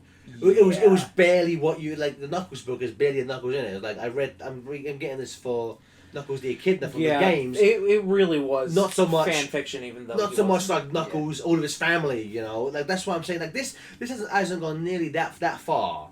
No. But I No. wasn't. Well, it's like it's a clearly established Sonic, but these things exist to prop up Sonic and Yeah. Sonic's. Again, like I'm Right. not like this was an odd tangent. Like I don't dislike it. I was just I wasn't expecting so much of it. I was expecting, Yeah. I wasn't, and I was actually almost a little bit like happy that they jumped into it, like when they went to Meropis. Yeah. Ian However told me you how to say pronounce it, but I can't. Just Mero Piss. I don't know. Yeah, but I was really glad because at first it was very much, this is Unleashed, you need to get the Chaos Emeralds, the Gaia Temples. If Well- you already played the video game, you already knew that, so I was glad they hopped into new content. Well, and and characters Unleashed so is quickly. Unleashed is the story where you probably should be introducing new content if you're traveling the world because I think you're exploring the world. I think that's why. I Right. think that's Yeah. why Ian chose it. It's a smart thing to do. Yeah, it's because, a smart, yeah. smart move. Which is also because I think Ian's maybe taking a different because like in Mega Man, it's like they don't when they adapt the game, they really don't deviate. I mean, apart from like making it fit within the pre-existing comic world, Yeah. they don't deviate too much. I wonder if that's a condition of their contract with No, Capcom. Ian said from the start they were gonna try and make because this was pre-reboot. Okay. And he was like, there was he said there was not a stigma, but there was like a notion that, and he even said himself, which is arguably true, that the Sonic comic is in a way kind of too far removed from the games, which I would say that's true, And I disagree because Sonic say the- Sonic has been Sonic since like the 90s has had facets of different universes and different things. You had different versions of it. You had the main game canon. You had Saturday Morning, and you had Adventures. that's what I mean, though. I don't mean. Yeah. I'm not saying it's like this isn't Sonic. I'm saying Yeah. I'm saying it's so far removed from the game canon that like a lot of if you just played the games and picked up like the average pre-reboot book, you just be like, because I've done that because I've gone back to read. I mean, I follow Archie now. I'll go back to read like issues around like 70 or so. I'm like, I don't know what the hell. I don't know who these other people are. What's Right. going on? And so there was a notion that with Mega Man, they were going to be like, we're going to stick as close to the games as we can. Obviously, bringing in original stuff so it doesn't just get boring. Right. But like they're purposely keeping it as kind of close to the game so that. So say when I get to say Mega Man 7, if someone just jumps in, then they won't be like, what's going on? I don't get it. What's going on? Yeah. Right. As it I mean, kind is of there- is, it kind of is with Sonic. But is there a like doing it too close to the book, doing it too close to the games though? I would 'Cause say- I would say Well, Mega Man? personally I think there are times where you can be too much like the games because if you're exactly like the games, you're not Well, it's doing anything. You're not Yeah, if it- revitalizing well, it. You're not adding If anything. it's Let's like the go- Sonic and the Black Knight adaptation Yeah. story that they Which, did, again, word I for love- word. If you're I- like I- half of that Sonic Select number 7, I think. 9, I think. I love Ian, but it's a hard pill to swallow where he gets writer credit for that comic. It's literally word for word the opening cutscene from Unleashed. Right. But I would argue for that though, like the Mega Man games, there's not really much story to them. Yeah. So it isn't like there's no basically the only story is if you read the instruction manual and you're like, because all of them have like a rough backstory, but it's pretty. No one cared when you're playing them. Yeah. No one was like, oh, in Mega Man 5, like in Mega Man 3, Dr. Wily and Dr. Lau working together to the end of the game. Like, no one gave a crap. We all knew Wily was behind it. Right. But that's what they do, and that's what Ian does. Like, because at that point, like, storylines were just like something they throw in for like the instruction manual. Like, no one really cared, But that's what Ian he looks at that stuff and he weaves it into the comic book to make it make sense and to make it work. So that's why I don't mind.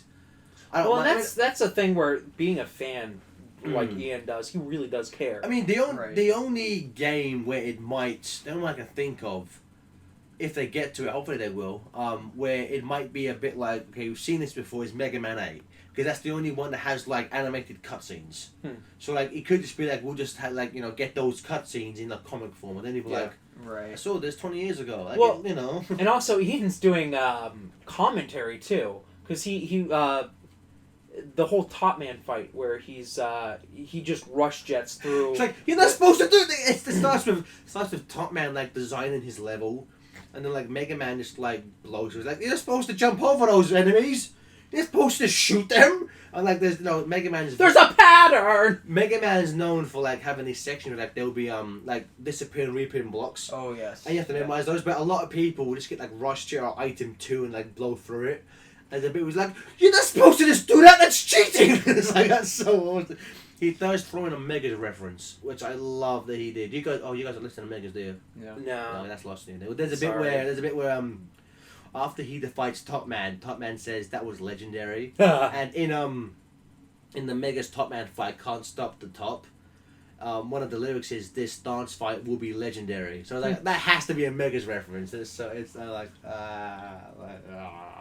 don't know what that was, but Okay. Yeah. Hort! Well, yeah. Hort, that's that's the sound that happens when Sonic turns. We'll explain what happens. So basically, they go into the Eggman's base to get the emerald.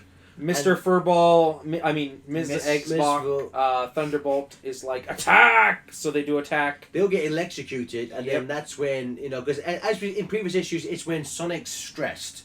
Or when he's like, his friends are under attack. Oh my god, my exam is tomorrow! Werehog! But the prom's tomorrow! And so, Becky, will you go with me?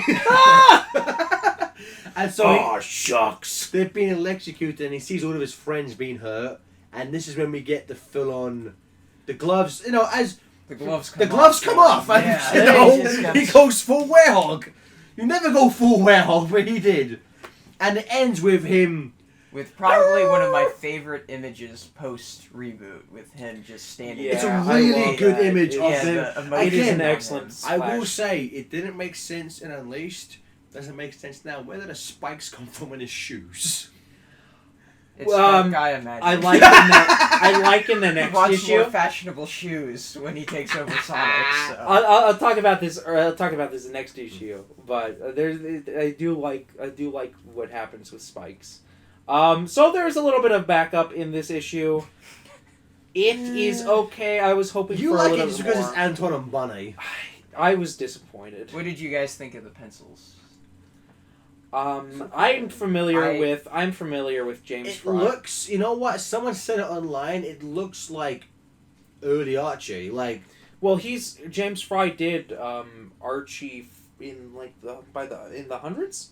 Yeah, he did. Early hundreds. It looks like anime Archie back from the day. Yeah. Yeah, and he did even up to issue the Iron Dominion 207. Yeah, you're right. And he did a free comic book day special with the Krudzu. Yeah, the Krudzu hybrid Hydra. Hydra. I don't know. I kind of like it.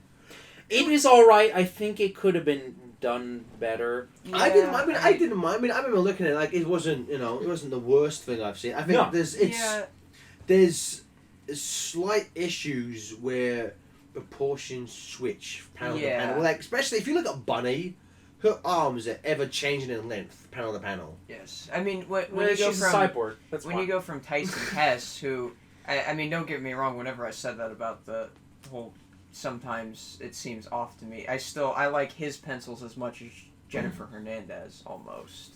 To me, I still prefer Jennifer, but he would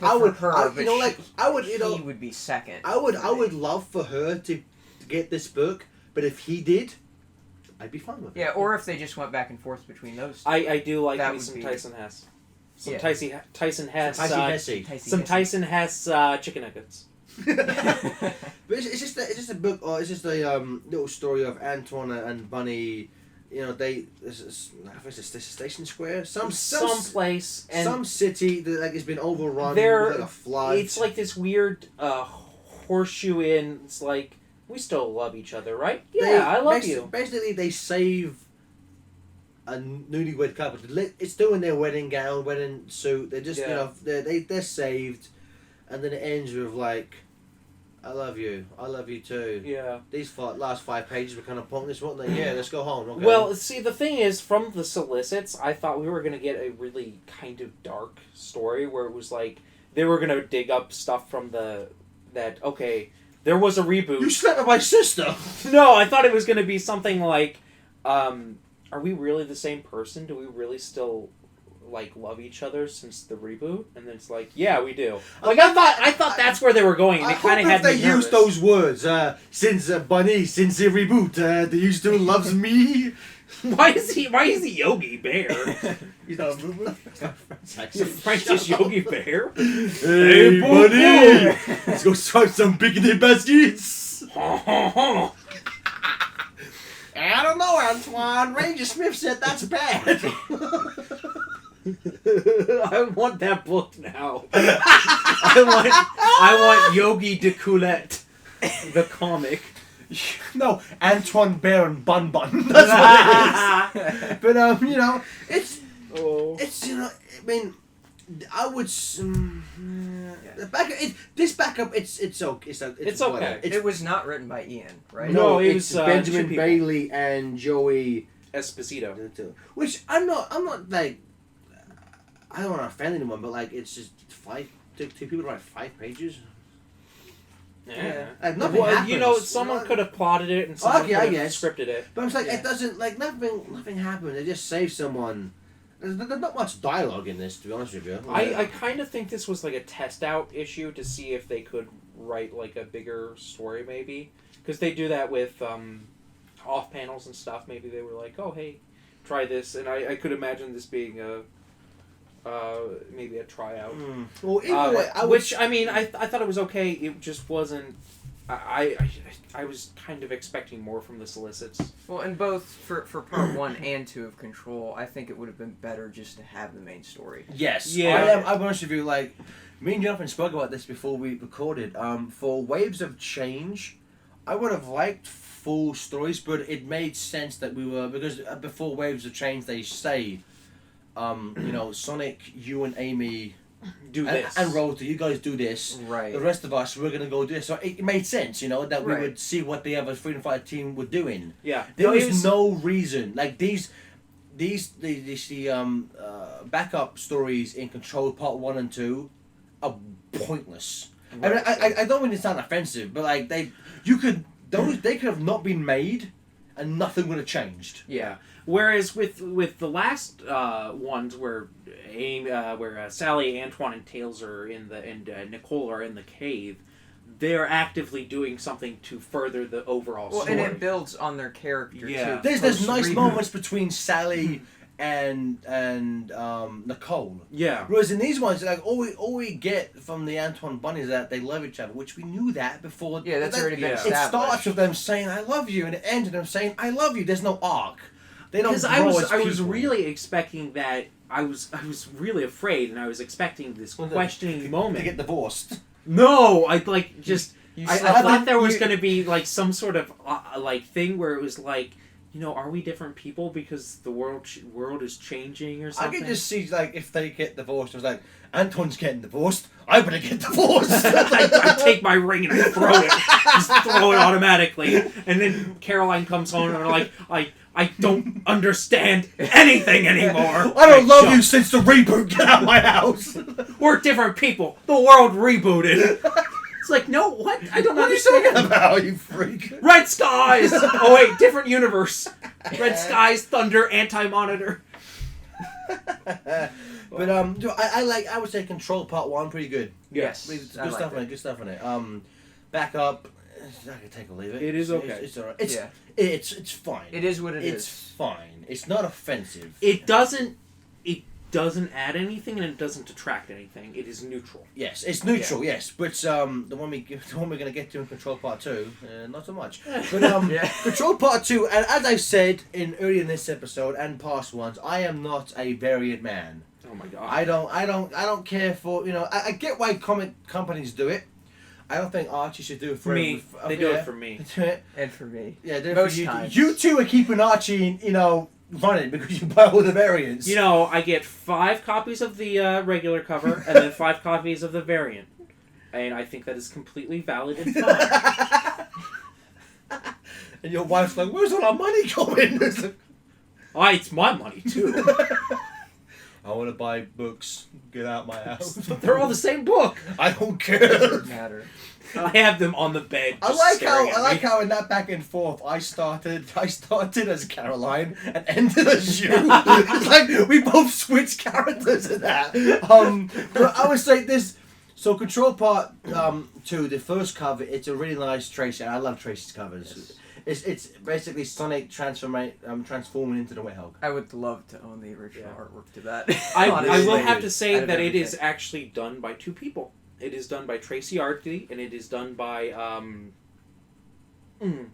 Evan Stanley. And I believe a lot of it is, I believe some of it is digitally done because Evan sent over... Oh yeah, it says cover by Tracy Artie, Terry Austin, and Evan Stanley. Yeah, you look and you see that Sonic. That Sonic is completely, that's got to be a Tracy Sonic. Oh, yeah. I think the Werehog and the things leading up to are Evan Stanley, and apparently, what I heard from the panel at New York Comic Con was, Paul was like, "Yeah, we got this file from Evan with all these layers on it, and we were flipping through the layers, and we were all gathered around, and we're like, wait a second, stop that, go back one, and there's just this one panel where Sonic has a top hat and a cane, and it says, 'Hello, my Werehog baby.' 'Hello, my Werehog gal.' And we're just clicking back and forth, trying to figure out what is going on. What was in that? The very. They were like, we couldn't have gotten away with it, but we really wanted to. Oh my god. So, and I think you can actually see the Werehog with the top hat and cane somewhere. It might be on Evan's blog. I'm not sure. Yeah, I was going to say, it sounds familiar. I don't think I've seen it. Yeah. But the variant, and this was one we've known about it for a while. It's called the Adventure variant, and it's one of the 3D renders by Rafa Knight. Yeah. Yes. And it's the Werehog doing the Sonic Adventure box art pose. And Archie remind you, because in the under the Archie Action headline where they have Sega, and they normally have that, and for a while they've been using one of the Spaz Sonics from Worlds Collide, where it's like him with his arms crossed when he was standing next to Mega Man. Right. Well, and the Universe one is Spaz Sonic from the cover of Genesis. Oh, yeah, Genesis. But for this one, they put the original SA1 artwork to show you, in case you couldn't tell, by the fact that Sonic the Hedgehog is coloured in the Sonic Adventure type logo treatment, and even has the words Adventure variant. But even if you still didn't get that, they put the original. And I was just like, this is so stupid. I have to own it. It's amazing. It is. Yeah. This is the equivalent of the roboticized masters from Worlds Collide. Yeah. Tails Man. It's so freaking stupid that I love it. And, if that's how you feel, I believe Paul is actually going for that. Because him and Vince, he was, during the panel, he was like, yeah, me and Vince Lovato, the assistant editor, Yes. we come to this point in the month where we're like, oh man, we gotta get a variant out. What is the stupidest thing we can think of? And that comes out. Well, and I love what they're doing with some of the variants, like the tabloid variant that John Gray did. The one variant coming up with Breezy, that on one of the cards you can see Mama Robotnik. Yeah. With Knuckles kind of looking like... But I love that they're kind of doing that with the variant covers. Yeah. And then having a more serious, cover. Like a regular cover. Yeah, regular Yeah. cover. So, I mean, apparently that's what they're going for. They're like, okay, we gotta do something entertaining and funny and just stupid. Which, again, I don't buy variants. Next month I will be buying all 3 variants for Sonic, Mega Man, and Sonic Universe, because next month is the Smash Brothers. That's right. Sorry, Yes. Super Smash variant. They can't say brothers because then they get sued by Nintendo. None of them are related, so it doesn't make sense in that case. But next month is they all connect, which is amazing. Which Are I you gonna can't get the wait. normal colored covers? I'll get. Depends if they're good covers. I will. Okay, because I was wondering because I feel like I feel like it's really weird because you're like I don't like variants, but then if you get the variant, it seems to me that you get the regular and the variant a lot of the time. For this one, I got both because it's Tracy. Yeah, I love Tracy's work.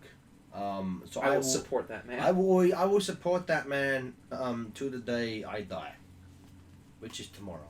But I just had to get the stupid Avenger variant added. But anyway, enough talking about the covers.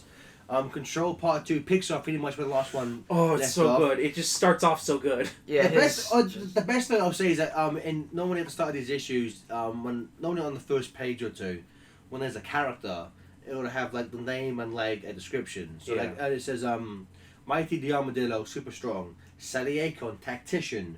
Ray the Flying Squirrel, Mighty's protege. Amy Rose, hammerer. Sonic the werehog. That's new. I love that. That was the greatest like little joke. And it just like the first like few pages is just the way I'm destroying stuff. I love the line work because he's like got this like he'll have this like ferocious like lean forward and there are like these stress lines going across his eyes. You know what I will say? Like as much badness as I've talked about Terry Austin, his inking with like the spaces, it works for these pages. Yeah. It works for the werewolf destroying stuff because you get a good sense of just how ferocious he is. Yeah, it seems. I mean, like... and look at this one where it's just his angry face. On page 3, where Eggboss Thunderbolt was like, "Go get him, attack!" And there's 3 panels where there's like Sonic Space looking angry, a closer up on his face, and one of him just like crouching up, ready to attack. Well, there's this great effect where whoever did it, there's just these lines across his body. That was probably Terry Austin. That's an inking job. Which again, that is, I will say Terry Austin. I mean, not for maybe not the whole thing, but when the werehog is attacking stuff, his inking's awesome. Oh yeah, I'll give him up for it on these. Because he made sure it was almost it's a little shakier and it has more like of an intensity. It's almost like it's almost like if Michael Bay directed this. It's real shaky cam everywhere. Right. You know? Yeah, it really gets the point across that he's it's an intense moment in the comic book. Is that the director for the upcoming Sonic movie, Michael Bay? Is that confirmed? Let's hope not. Yeah. I would just end it all now. He's moving out of the 80s and moving into the 90s. No. He finally said no more Transformers films. Time for me to go ruin Sonic the Hedgehog. And then Hey Arnold and what would Michael Bay do with a Hey Arnold movie? Wouldn't he do? I would pay to see that. Michael Bay presents Hey Arnold. Hey football head. There was a gas leak in the apartment apparently.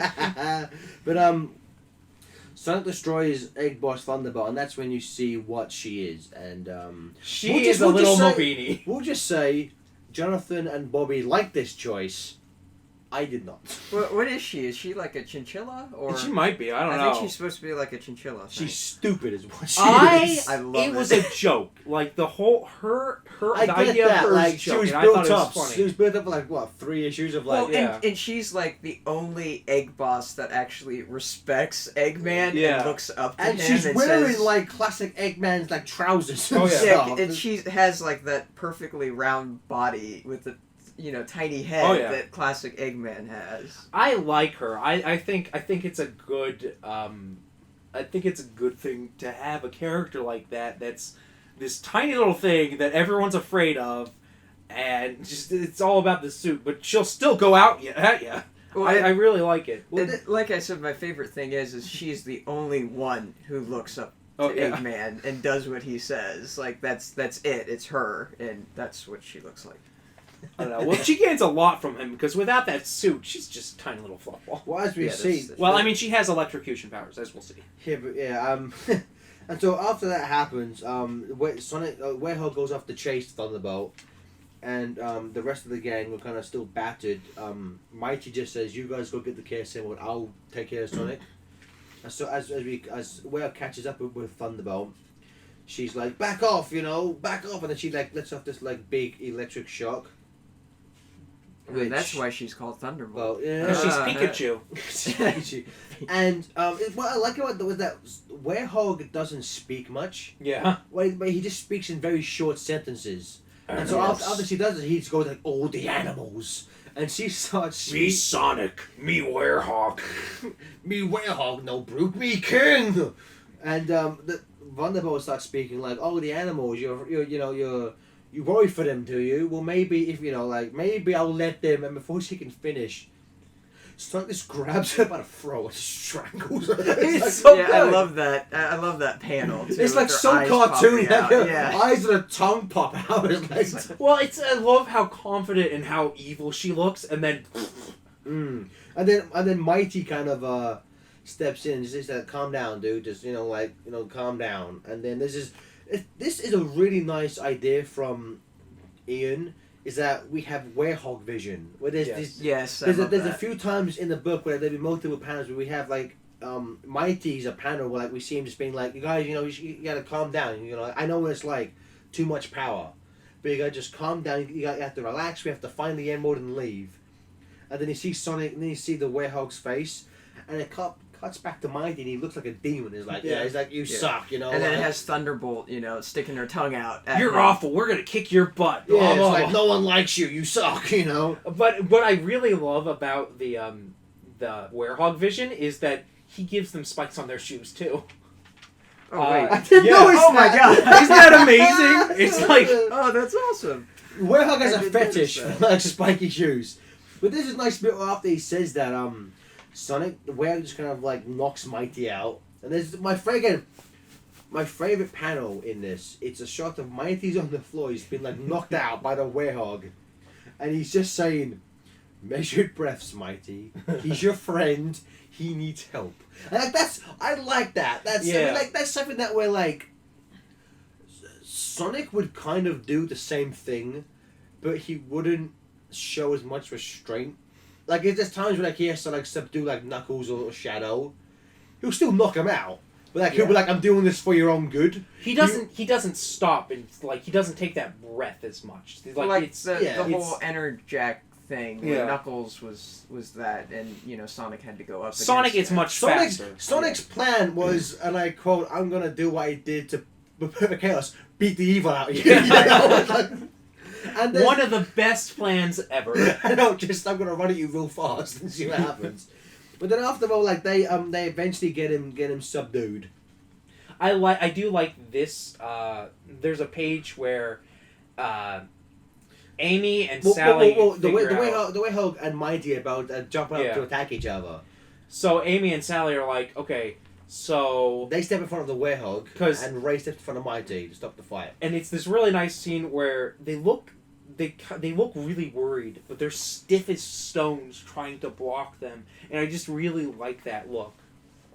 It's And they kind of, it's not what they do. They kind of just like just please calm down. Like Yeah. we trust you. Whatever you want to do, we'll support. If you want to calm down, we support you. If you want to kill us, we support you. That's kind of how they calm him down. It's kind of interesting. I don't know. I think it's great that he has that. So you can tell he has that support group.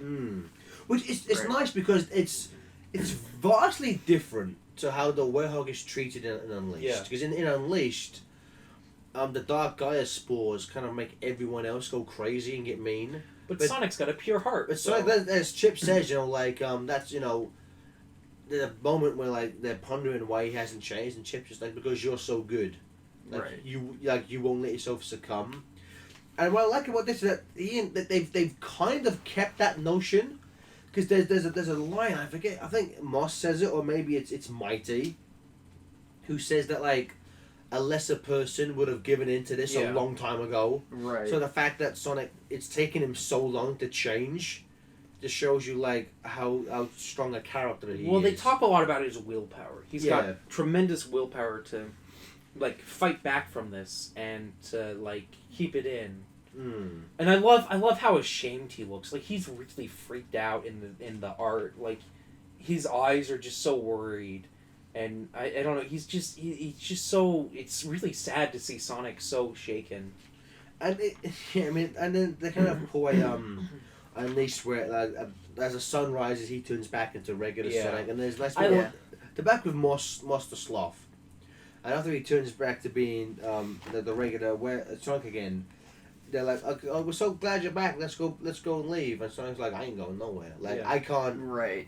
go on the Sky Fortress because if I freak out there."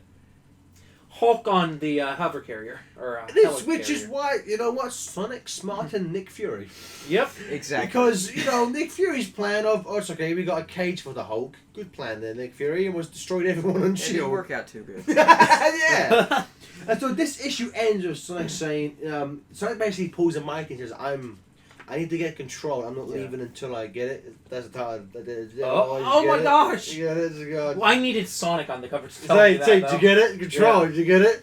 And it's basically saying, I'm not going to leave until I get it. So, okay, bye. So I think that was a really good character moment. Did they get the Chaos Emerald? Because Yeah. this one panel has it right there. It's under this word.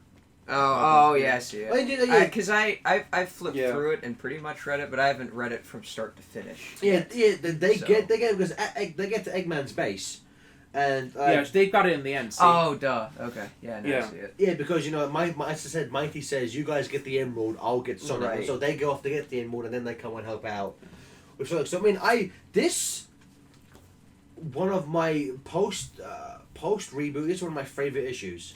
Yeah, Yes, I I agree agree with this with The issue. artwork was amazing. Terry Austin's inks worked Yes. for most of the book. There's still a couple of The coloring, too, I like Jim Amash Yes. better most of the times, but especially with this story, like with all of the visual effects with the lightning and when Sonic Yeah, transformed and the fact Where that it was Color- vision, night. everything's Yeah, red. it really Werewolf worked vision. well. Colorist for this issue is it Gabriel or Gabriel Quesada? Quesada? Is it Yeah. Gabriel? Yeah, it's Gabriel. Gabriel. Yeah. I mean, Quesada. there's also look like the Sonic comic doesn't have. It doesn't do too many like effects, but there's a lot of like nice blurring effects of like Yeah, the whale at right. various points. Where like this, really good. I mean, this is something that again like taken because I think when it was first announced they were doing Unleashed. A few fans were like, "Oh, come on, we know what happens in Unleashed. Yeah. Like, give us something, we don't want that." But then this is kind of what STC did with Adventure, Yeah, but I'd say this but is good. better. I like the adventure adaptation. I that was a joke. I Yeah, like yeah. the adventure adaptation. But this like they're taking the core concepts and doing something very original, Right. which I really greatly like this. Good stuff. I'm looking forward to the next issue. Now, Yeah. I will say, I did, whenever there were moments where Sonic almost transformed into the Werehog, I thought he would transform whenever he was under too much stress. Where at the end, he turns back to normal when the sun rises. So, yeah, my thoughts on it, I was a little Wait, bit it would be like the confused. Hulk, where like when he gets angry, Right. he like freaks out. Except since Dark Gaia thrives on negative emotions, I thought it's whenever he feels an intense negative emotion and loses control, then it would be the Werehog. Which but- now that I'm thinking of it, maybe they should have done that, like the whole day and night thing. Yeah, I thought maybe in the comic that would like limit it a little Yeah. bit if they went with day and night. So I thought Ian was going for the whole, lose control Well, anytime. of maybe day. they didn't just so people wouldn't be Hulk. Well, Right. right. Maybe that's why. But I like Yeah. that. I'm looking forward to it. Then we get Why the heck does Moss know that he's going to turn back to back to Sonic by the daylight? Because it's very cheeky. Like how he's drawn, it does, but you could make the argument that it's just philosophical. But the way he looks in that one panel with that one eye open, looking as at the sun, sunlight comes in, he's like, I know what's going to happen. Oh, Sonic, you're going to be so tickled by this. And then that was fun. But then we have this fight. This not very Backup. fun thing. Yeah. called the Grand Tour. Which I will say it's not my favorite pencils from James Fry. I'm gonna say, just in general, this is one of the worst post reboot. This is the worst thing we've had in the book Yeah. in terms of yeah. story, Yeah. in terms of artwork. No, this thing. It doesn't. I just don't think it's that. It doesn't. I hope it doesn't make any sense because basically is they're on the Sky Patrol, and Rotor is giving them a tour, and for some reason, Eggman has a giant Rotor robot. Yeah. Yeah. Are those nipples too? Wait. They go, oh my Those god! kinda look like he nipples. He has like. And he has a giant wrench, and then Rotor just like fires bombs and like destroys it all. Yeah. And like it ends with like, oh, you know, it ends with Eggman as a joke. He has like a Tails doll at the end. One thing that I did find funny was the toilet joke. I thought that was funny. Wait. Okay, I haven't read Check it. out this water pressure. Are you kidding me right now? Yeah, I thought that was a funny line. But I'm just I like, mean, my- the rest of it was just. my point is because it says this backup, the Grand Tour, takes place before Waves of Change. Yeah. My feeling is, who cares? Well, and Why the are we book- wasting? I- Why are we wasting page space? I wish instead of this, they just had a diagram of all of the things on I the wish. thing. I wish Control was 5 pages longer. Oh yeah. Because Oh, you know, yeah. I will say, I really enjoyed it. I really enjoyed the issue. The ending, slightly rushed. Well, what Yeah. Like they the could've- last, I think that if the last page would have been like 2 or 3, because just kind of like I'm here again. I'm staying here. Like a little argument from Sally and Amy would have been nice. yeah. Or even they could have done, a couple pages to draw that out, and then a page or two showing, Sally and Amy going in to get the Chaos Emerald earlier. Yeah. yeah, we maybe, could like, have had that. Yeah. kind of. That would have let you know. Oh yeah, they did go in Yeah, first to get the we Chaos just Emerald. saw them come out with the Chaos Emerald. Yeah, we didn't it's see just- them actually do anything. Like I said, I haven't sat down and read it yet, but I missed Don't waste that your time, flipping bud. through it.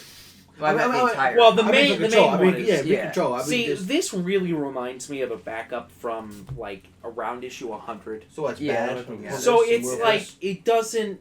It's like a really weird non sequitur that doesn't have anything to do. It's just filler. It's filler because, the again, worst kind of filler. It's Yeah. filler that took place 6 issues ago. Like, Yeah. why do we care? Well, when I first looked at it, I'm like, wait, what happened? They're on the Sky Patrol again? And it's Yeah, like, that- oh, it happened, Before wave. waves to change. Yeah, I was wave like, before that's- wave to change. I don't know why this was commissioned. I don't know who thought this was a good idea. But it's not. It's a bad I idea. don't know. See, It's- honestly, if you're going to explore the Sky Patrol at all, What's the off panel? oh, it's we'll use General it as- Thun- Is it the Chow Walker? Yeah, General Thunderbolt is begging for a new mech, and Eggman gives her a Chow Walker. I have to say, Oh, I actually like that. instead of doing a weird story where you're showing off a little bit what the Sky Patrol can do, just do what they used to do in the back of the issues, showing off like the buildings and Oh yeah, New Mobotropolis? New Mobotropolis. yeah, just do like Yeah. a schematic and be like, oh, this is where this is, this is where this is why this thing is cool. Again, it's I'd just rather, 2 pages, I'd one ra- page. I'd sheet. rather just have longer. I mean, like, I know, but what I'm saying, if you're Mm. going to do something that explores the Sky Patrol, that's the way to go instead of Yeah. doing some story that Really doesn't fit. doesn't really fit. And I mean, a giant rotor mech doesn't fit with this new It continuity. doesn't fit No. with Eggman. Like, why No. would Eggman make a? I rotor? love you, Rotor. Let me make a gigantic I mean, robot of that. you. I mean, we were talking about fan fiction. That's fan fiction Yeah. right there. Eggman Yes. making a rotor robot. I mean, Yeah. Why wasn't it a giant Sonic robot or well, see, like, like, giant I Titan metal Sonic? Yeah, I think I said it last episode, but I say it again. I hope we stop getting these like backup stories. Yeah, I think like I like the backup stories If they're when worthwhile. if they're like the backup stories Waves from of Change. Waves of Change. That's fine. Waves of Change was fine because it made sense for the story, so we could know what they were doing.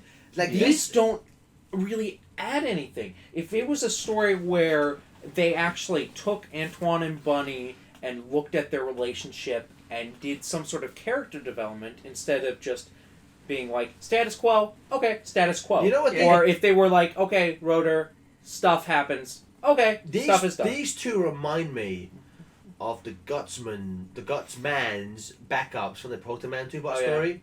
Well, like it's just Gutsman doing wacky stuff. It's like, okay, I would have rather had the Protoman story be longer, but yeah, it doesn't build on characters, story, the setting. I Yeah. mean, it doesn't really push anything further along. Because you at can all. do the one with Amy, or I mean with Bunny and Antoine, but you can do That that, could have where been good. that could have been really could've good. been good. Yeah. That you could have had a nice conversation about their relationship, where they stand. You know. Yeah. Like, Well, just like It's the- like you before. pull it from real life.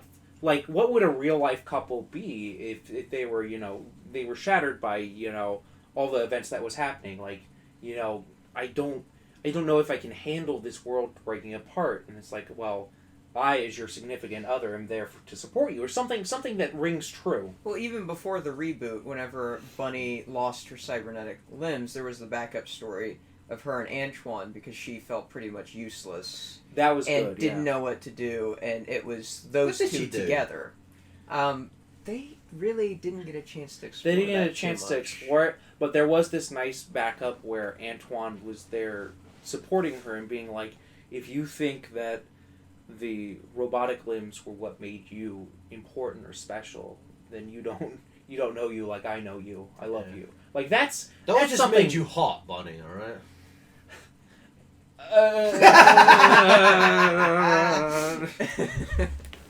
You were always hot to me, Bunny. Oh, Antoine. Oh, Sugar Twan. But yeah, control good, backup bad. Yes. So I'm Yeah. hoping that we start when we get the next arc. No more backups. Yeah, Although I maybe- kind of, I don't know why. I kind of wanted some backup stories of Eggman. I want to see what he has going on. I think what's going to happen is we're going to get main story Sonic backup Freedom Fighters. Okay. Yes. And it's not like I think really the only backups I've had problems with are the last two. Because the ones with Cassie and Clove, I really liked. Yeah, that was- that was okay. pretty Because good. it was a follow up of what happened before, and it that dealt was. with. I mean, I didn't love those characters, Yeah. but that was story information. Yeah. So Right. I was fine. I'm fine with a backup if there's story information. The last two, the Antoine Bunny and Giant Rotomech, Yeah. worthless. Yeah, I mean, those the were- one with Cassie and Clove, it really added something. You got a little picture into the Egg Boss's And like situation. like Eggman's team, like as it were. Yeah, you know? it's Right, like, yeah, it was what are kinda these cool. people going through? to see the flip side of Yeah. the Freedom Fighters did this in the cave, and now these are the villains that have to deal with the fallout. Yeah. Report to Eggman, and it led into Control by the end. But yeah, so So- that's So hopefully no more. Oh No more giant mecha rotor Please, with nipples. if you're gonna do a backup, be worthwhile. yeah. Yeah. Either have something interesting to say with the characters, or make it Further advance the plot. story. Yeah. Right. No more stupid crap with giant robots. And if you have to do stupid crap, make it funny. Like make it something we can actually enjoy. Yeah. Yes. Because I mean, I don't know. I don't know. Whatever. I didn't. What else get is there to anything. say? Let's do hopefully next month. Well, next month should be good. Well, actually, technically this month. Let's be honest. Yeah. Well, Yes. part 2 just came out this week, so. Well, I meant we still have Universe this month and Boom. Oh. Now, isn't Diane Skelly penciling an upcoming issue? No, wait a minute. Is she? I think she's starting with. Is she starting with? What is it next? What's the next story? Ambushed. Yeah, Ambushed. Because I'm looking forward to seeing her pencils. Yeah. I like what she's done in Her- off-panel. That should be fun. Yeah. Her convention cover is really good, Yes. and that is a good way to segue into the conventions that just happened. Yes. And me and Gareth, I mean FTA. I don't know. I don't have a cool name like you guys. Which I do before I use the bathroom. I'll be right back. Yeah, we went to Sonic Boom 2014 in New York, October 4th, and it was fun. We got to meet Tracy Yardley. That was really great. It was nice finally meet him after we did the charity stream. That was yeah, awesome. and I mean after following his work for I'm years. such a fan of that man. You know. He's like him. Like I know I said earlier that Elson is like. I mean part of why I'd say Elson is my number one is probably You grew up with. I grew up with that was my Sonic. Yeah. For a while, you know. but like Trace, for my money, Tracy's like it's weird. Tracy's like gotten better. I think Oh, yeah. at some points over the Well, years. his page layout is just so good. Yeah, I love what he attempts to do with the shape of the actual panels themselves, how they break out of the panels. Like, it's a very unique to Sonic. It sucks that they don't get like him, like a lot of the artists, but like it sucks that Tracy and Ian don't get more recognition Yeah. from like the comic industry. Well, I mean, first of all, it's Archie. Archie doesn't. I feel like Archie doesn't get very much recognition because they produce quote unquote kids books. As And if Jack kids' was books- here, he would say, "Oh, comic books, just kids stuff." Jack would have sagely advice in his hipstery way, but I do say there's this stigma where if it's not Dark Knight Returns or if it's not Watchmen, If screw it's you. not dark and violent, then Yeah. it's not worthwhile. Which I think is the complete wrong way to look at comic books. Because I much prefer. I mean, again, we go into this as Sonic fans. Yeah. You know, but I would like to say that I am objective enough where I can be like, if you know, even though it's even though it's a franchise I like, doesn't mean I have to like everything in Yeah. it. I mean, I don't get every book. I don't buy every comic book. I think no one does. Mm. But I get about 10 to 15 books a month. Yeah. And Sonic is one of my favorites. See, I mean, I've been reading a variety of comic books since I was really little, Yeah. and I think Sonic is something very special. I think Archie in general is something very special. I love that Archie as a goes company. against- They're yeah. good company, man. I mean, it goes against a lot of what mainstream comics. I mean, goes what other for. company would Archie and freaking Predator like? Who else would do that? They do things because they're goofy. Like they're like, well, Archie meeting Predator would be kind of funny, so let's do it. Like I think that they take themselves a whole lot less seriously than DC or Marvel, and DC and Marvel are like, okay, we got to be serious. We got to do this is business. Well, you know what's and then they get into the whole dark and gritty, and then it's like this is just so boring. you know what's weird? One of my least favorite things in comic books is how gimmicky they are. Yeah. Like Falcon is Captain America. You know, there's a theme of Thor. There's the Wolverine's going to be killed. Which But because it's like it's Archie- like all of those would have been done well if they didn't treat them like gimmicks. You could have a good story about a woman that was Thor if you weren't like, it's a woman, Thor. Woman, Thor. If you weren't just like, Well, it's weird you know. because Archie do gimmicks. You know, Archie Yeah. Predator is a gimmick. Afterlife of Archie, that's gimmicky as hell. But- But it's one of the best comic books I've ever read in my life. It's and the amazing. thing about it is they understand it's a gimmick. Like, you know, we're just gonna have fun with it because we can do this. Whereas with Marvel and they're doing Falcon, Cap, and female Thor, it's and like killing Wolverine. it's more about it's less about fun and it's more about, you know, this will shock people and this will get them to buy the books instead of, okay, you know, we can do this, so let's do it. Let's have fun doing this. Because like, you know, again, to go back to quickly Afterlife of Archie, I mean, that could have been terrible. Oh yeah. But like, yeah. but like, everyone like critically, everyone loves that book because it's really so, good. It's I can't wait for it. And you know, slight tangent, Jonathan. Did you pick up? You picked up I Sabrina. have not read it yet. Have Pretty you read good, it? It's pretty really good. good. It's not. It's not same canon. It's not same universe. No, right? no. It's not Afterlife good, Okay. but it's pretty damn I good. Is read it the preview first- pages. Is it the first issue? I mean, I heard about the Sabrina series. Yeah, what's it called again? I forget. Chilling Tales of Sabrina. Yeah. It's Okay. kind of it's in the same vein as Afterlife. They're taking it seriously. They're treating it like a horror book. Yeah. So this Really? is not, you know, the Melissa Joan Hart Sabrina. This isn't the Teenage Witch. Sabrina comic that crossed over with Sonic. No. No, that's not going to happen again, sir. Yeah. No, this is a Sabrina where her and aunts live in a cemetery, and they dig up corpses for meat. Oh, Wow, that's really gruesome. Yeah, this is not like I want to read this book See, now. and you Yeah. can It's tell good. they're having fun with that because they're like, you know, we can do It's like an still- actual horror because film. It's it's- like what we love. We can it's apply still to something else we goofy. love. Like Yeah, right. it's some of the stuff they do is still like that's kind of funny, you know. But like it's it's treated seriously, and I don't mean in a DC super like no Yeah. fun allowed. Oh my way. god, I don't understand why Batman and Superman can't have fun. I don't understand.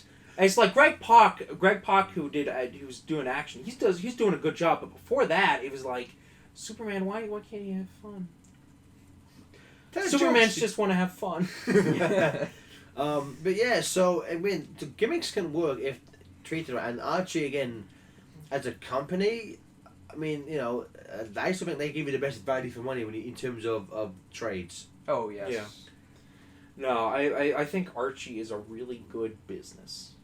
They're a good company. They I mean, what other company is named after one character? That's so good. You know, they built a friend. You know, like DC's named after its one comic book, Detective Comics. yeah, but it's not called like like Batman, though, is it? Batman Comics. I read Batman comics by Batman Comics. Batman Comics Incorporated. But you know, that's good stuff. You know, actually, I don't know where we were going with it. Oh yeah, New York Comic Con. I don't know how we got- No. We were doing Sonic yeah. first. Um, We got on this because we were talking about Tracy Okay. Ullman. How did we get from Tracy Darby to I was gonna Yeah, say Afterlife I of went, I Archie? went up and you were talking about Yeah, Tracy, and then we I came we down. left for a minute. They were like, Afterlife of Archie's pretty damn good. I feel like we haven't been talking about good stuff on the Pack Rat podcast, so we're like we really want to talk about comics in general now. Note to viewers, look up Pack-Rat Comics Review on iTunes. Yeah. Please subscribe. We need more viewers. Oh my god. We have 6. So Tracy Ardley, super nice guy, Awesome awesome guy. guy. He- Me and Gareth both got commissions from Commissions him. from Oh, him. and I did. I Oh, was yes. not able to make it, but you guys had him draw Meta Knight from the Yeah. Nintendo video game. I was up there because and I love it. you said either Meta Knight or the Werehog. So I went up to him and I was like, are you doing non-Sonic commissions? And he was like, yeah, sure. And I was like, can you do Meta Knight? And he was like, I forget how he looks. So I had to, I got a picture up on my phone, and he took a picture of my picture, and he was looking at it like copying it. And I was like, hit that. I almost kept that for myself, because that's a really good looking Meta Knight. I love the test pages that he did years ago when For the Archie Kirby comic. pitched the idea of a Kirby comic or Mario or Metroid, and that's why that popped into my head. Like, oh, I should ask him to draw Meta Knight. It's good 'Cause stuff. I I love wish we had more time to speak with him. He said He had the longest line all night. At when his we table. got there, That's awesome. the first thing we said, me and Jonathan in the queue, was like, we have to go straight to Tracy, because we knew he had like 50 exclusive Boom Yeah. things, and because we knew that we have to get one for Bobby. And the thing is, originally, Yes, I love that. he was like, because I had messaged him and he was like, only doing one per person, only one page per person. And so I had to get my friend Steven and be like, I need you to stand in line with me, because I want one, and I have to get one for my friend Bobby. Thank you so much. And I'd messaged him and he was like, I want you to have one, please, bring someone. But it's because when we got to the line, I was like, I want to get 2, so I brought my friend. Yeah. He was like, oh, you don't need that, you can have 2. I was like, could have said that. Yeah, Steven. I felt like Steven was just like, why was I here? Because we were like within the first, because queuing for Boom, there was like 3 gates. Yeah. 3 like cages that people were put in. We were in the first cage. And We were afraid because there were a bunch of people before us in that cage, but then more cages showed up, and we are like, okay, cool. And we were like, if everyone in this cage, we were at the back of the cage, and we're like, if everyone gets a Tracy print, we ain't gonna have one. But Yeah. like, so we were. It started at 5. We got in there about 5:15, 5:20. Yeah. We went straight to Tracy's line, and we were there for at least 45 minutes. Yeah, Really? because everyone was getting a sketch. Because he was, I mean, like, someone I read a thing where someone was like, he should have had someone else to just sell Yeah. prints. Because there was because after all, there was a guy behind us who was like, all I want is a print. Do you guys mind? Like, I'm not getting a sketch. Do you mind if I? Because that's what he was told. Yeah. If he was asking for okay. sketch, he would draw the sketches then and there. To be fair, though, I feel like signing and things in general could have been handled a lot better. Yeah. Like, I stood in line to see the voice actors for a while, and like for like an hour, and then they switched to it was like Sonic, Knuckles, and Tails, and then it was Sonic, then it was Amy and Styx, and then by the time I got up there, it was just Ted Poley, and I was like, okay. So I was like, I really wanted Sonic's autograph. But Tracy had a lot of great things on his table. He had new prints that he had worked up.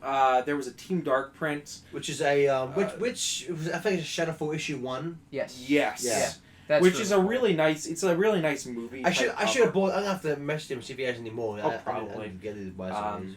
Yeah, and then he also had a Team Chaotix one, which I got. Which was that was Chaos Caper issue 1. Yeah, Yes, that's I mean the amazing. nice bubble pipe that Charmy has. I love that. It's adorable. It's like there were a bunch of great things. Also the Boom print, as we were talking the before, I got. exclusive poster. Yes, Yeah. I love that. They gave us posters at the door, but Yeah. everyone was getting it signed by people. But I was like, this is an actual. This says Sonic Boom 2014 as in the convention and not like the video game. So I thought this is the thing to get signed. So I had Izuka and the guys who do the 3DS 3DS game. and the Wii game. Oh, that's cool. Sign up. Yeah, Yeah. that's a good idea. And then Boom was good, and then Yeah. and then he was also selling original pages. Yeah, I got a couple pages. I got some from Chaos Caper. Oh, that's awesome. I got the page where Bean realizes that, oh hey, if they don't have the Chaos Emerald and we're chasing them for the Chaos Emerald, what are we doing?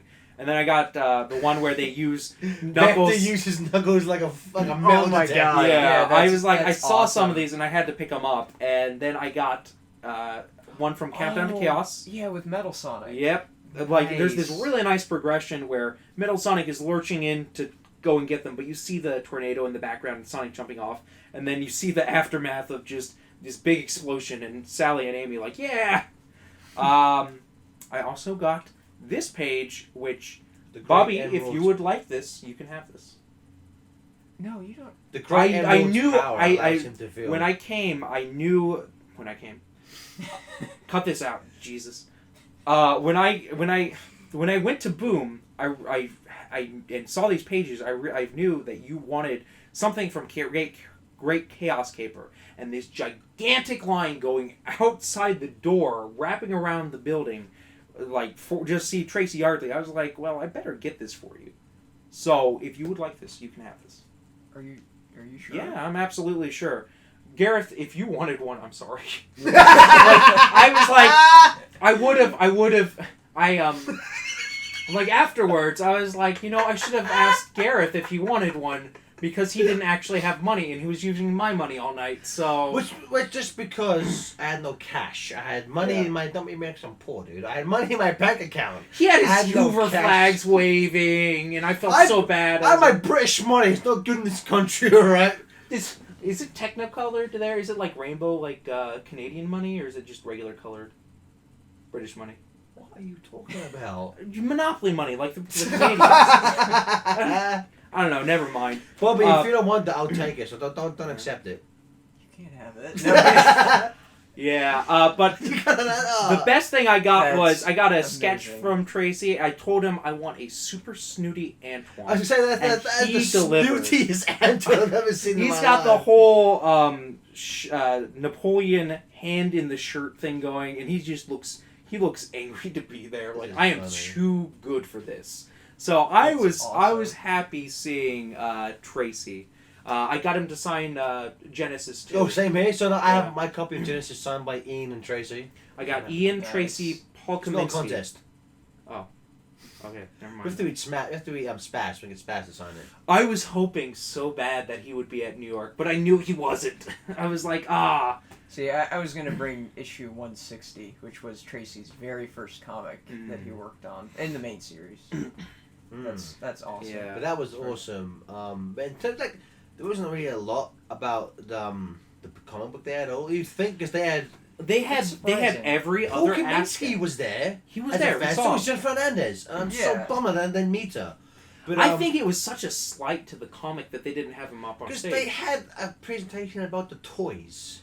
And honestly, No that was one cares! that was the most boring part of the presentation. Besides, okay, we'll talk about the presentation later because there was a bunch of it. It was kind We'll of save weird. that for a separate podcast. Yeah. Well, we're gonna go through it briefly, right? Mm. Yeah, but I mean, they represented everyone, and the toys, they're in Toys R Us now, and they're not. I would They're not I would terrible. say, in terms of scopes and coloring, of higher quality than Jesuit. In I terms of- disagree on the coloring. From what I've seen of it, Yeah. but some of the Jesuit ones are really bad. No, See, no, but- they're like some of the toys are really like miscolored and weird on shelves. I haven't seen all of them. Oh, just the one. That's the toys I've seen. I will say that the one that I got, the Eggman An Eggmobile. Eggmobile Yeah. was good. The size down is a mess. Well, I like saw- the coloring is a mess. I saw Segabits posted pictures of the actual. Oh, yeah. And I'd like to see it in person. I know they said that there's Orbot and Cubot 2-pack. Mhm. That's like $8. Yeah.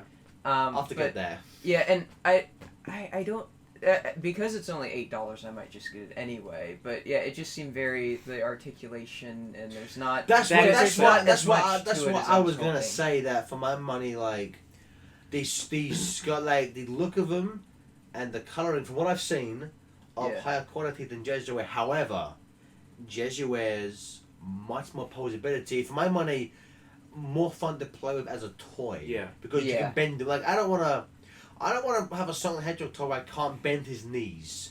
Because like he ain't gonna run in that way. Yeah, I mean, Well, if it's and like it's- a figurine, like small statue Yeah. type thing, like what Jack Specific is doing with their Nintendo line, I love that. You know, it's very collectible, but either one or the other. I feel For like me. for adult collectors, which we are, guys, don't kid yourself. You're an adult collector. I'm a man child. Shut up. No, We I'm not. we want something that you can pose, and you can pose in a way that looks nice on your shelf. I don't Right. play with it. I want to play with it too. And I reenact my fan fiction. That's why Caroline got the Jetfire toy, so she could have him hang out with Starscream. But We're friends, remember? Yes. we are more than friends. Oh, bless. It's really cute. I mean, I don't ship them. What are you talking about? I'm not one of those. I don't know. I like Starfire or Jetscream. Can't decide. Okay, never mind. So I think articulation is very important this day and age in toys, because if you're not doing articulation, you're taking a step backwards in the evolution of better toys. Yep. Other than toys, Stephen Frost was the host of the night. Yeah. He was a little awkward. I like when June stopped playing and he was like, Sonic and Tails are the best of friends, right? I was like, oh my god. I would have had Mike hosting. Mike That was would've been amazing. saving him. It was like he had such charisma. Mike was like the best talk show psychic you could ask. Yeah, He was there was sections where he was on stage with others sitting literally in the corner and just doing nothing. Except for occasionally he says something funny and save like the skit. But I mean, yeah, he just seemed a little uncomfortable. Nothing against him or anything. So it was just a little weird. I'm sure it was the first time of him doing like it wasn't. Yeah. He wasn't terrible. It was just some like it. You just could tell he wasn't professional at that. Like that wasn't his job. He was probably nervous, not used to being in front of that many people holding, you know. I mean, that's what I'm saying. You could tell it wasn't his job. It wasn't his day Right. job. Yeah. You know? Right. But yeah, you know, but yeah. Boom was fun. Boom was fun. Boom. They had readings of the script for Boom. I filmed those. That I was- can show you. I Yes, can show I'd you. I like can show to you see that. That was probably the best thing I thought. But I would have to say For I wish. money, it was Tony Harnell singing "It Doesn't Matter." Oh my gosh. I cannot. I have not geeked out that hard about anything since possibly the first time I saw Crush 40 live. But Tony, I've waited since SA1. I've waited. What, 15 years It's been a long almost Yeah. to see that live and to meet Tony Harnell. And I got to take a picture with him because I was fairly close to the front of the stage and he was setting up and I was geeking out like hardcore. Like, Tony, your ghost, Tony Harnell! And after doing this for about 5 minutes, he was like, come here, take a picture. I was like, really? Me? Tony Harnell wants to take a picture of me. Yeah. I love that they ended their set with Sonic Boom. Like So it was a was it hardcore Tony, version. Tony Harnell and Ted Poley singing? It was, Yeah. it was. Well, they would switch off and then Well, I no, think it was Ted Poley singing. Okay, it started with Tony Harnell did "It Doesn't Matter," Okay. And then Ted came on, and then I did Weekend. And then Tony left, and then Ted did Escape from the City. He didn't do Big's theme from Nope. SA1? And No. then Tony came back and did the new version of It Doesn't Matter, which is on the Pride and Passion CD. Oh, okay. And then they ended it with Sonic Boom. It was Ted who was singing it, and in the chorus, Tony would just go Sonic Boom, and then that was it. Blew out everyone's speakers. Yeah, But it was a great it impression. was great, man. Thank you. Yeah. That was fun. I mean, Sonic Boom was a lot of fun. I mean, next year we're gonna drag into it. Yeah. Yes. Yeah. I will have to say my one complaint is has to be the signatures. Like if they just had someone being like cutting off the line, being like, this is the last person in line that can get a signature from the voice actors. Yeah. I would have been happy. Other than that, great night. Great night, yeah. So and then Jonathan just went back to New York for a day. Yes. So I took the bus up to New York and met up with Gareth and those guys and spent the weekend. My wife Caroline was like, "Hey, I want to go to New York Comic Con Thursday, and the Sonic panel's there." And it's like, "You don't have to pull my leg." We slept on the bus, went there, and went back that night. So You're crazy, That's man. insane. Yeah. I bring you what little news I have from New York Comic Con. They really didn't do much. I've been to the Sonic comic New York Comic Con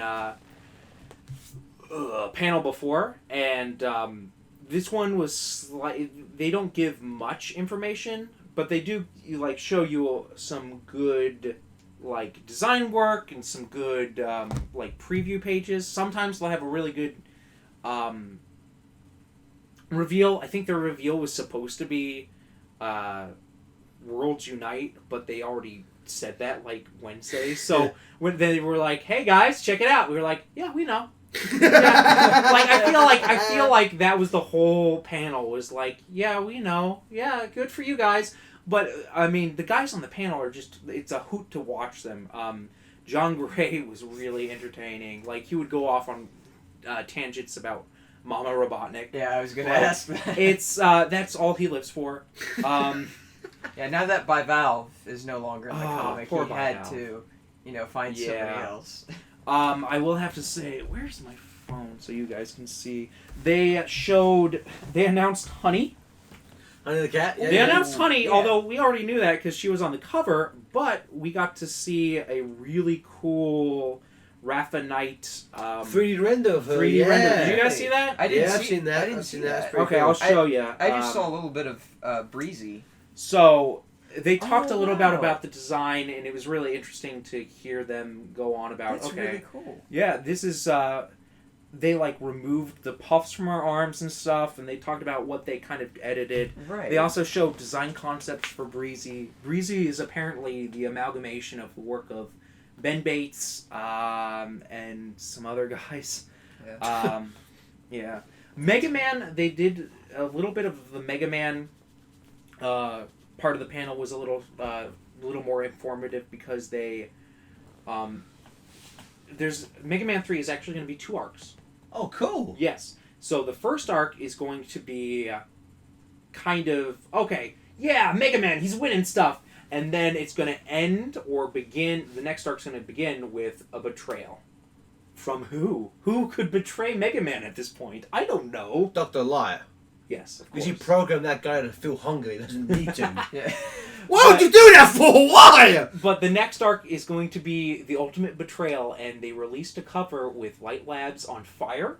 Oh. And Really? Dr. Wily's face in the flames, imposed over the flames, and Dr. Light dying in the arms of Roll.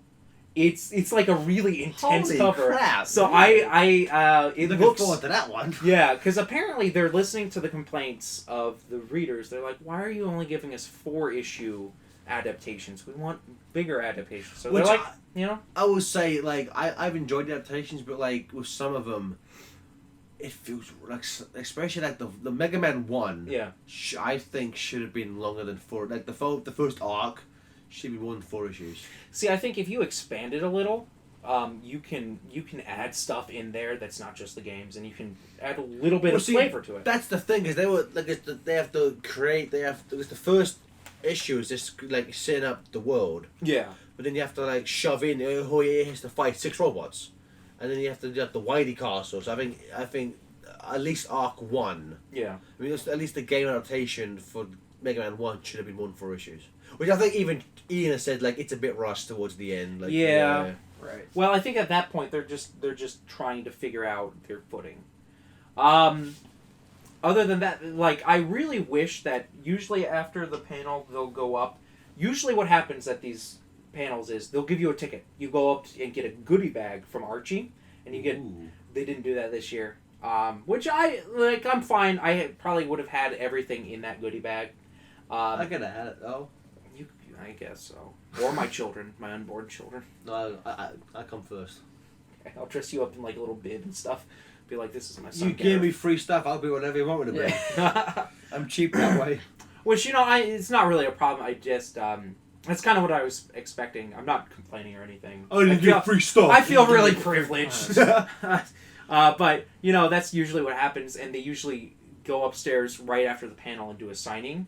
They didn't do a signing the day after the panel. I guess they were saving it for the days afterwards. You mean right after? Yeah, they usually are like, okay, we're gonna have a signing right after the panel, so come up and see us and get your convention exclusive covers. And they didn't have the signing, so I didn't get to see John Gray and get a signature from him, which I was really looking forward to because I was hoping to see him last year and he wasn't there. Damn. That sucks. Yeah, because he was the big guy that was there that didn't have an artist alley booth. Jamal Peppers didn't either, but he was floating around. Like, I saw him and I shook hands with him and I was like, hey, Mr. Peppers, how are you? I love you so much. I don't know. He's, Jamal Peppers is a cool guy. I don't know, he's kind of, Scary. he's kind of scary because he seems much more serious than the rest of them. Like, everyone else is really goofy, but he's very, like, he seems nice. He just seems very businessy. The art of Mega Man. So, but I did You got get to meet Jennifer Hernandez, and that's my biggest regret about Boom is that I knew she was there, and I didn't get to meet her. Wow, I met nice. Jennifer Hernandez, and I decided you wanted this. She had prints, so I got Bobby a Knuckles print. And I got Gareth a Knuckles print. Thank you, man. Myself. Thank you so You're much. welcome.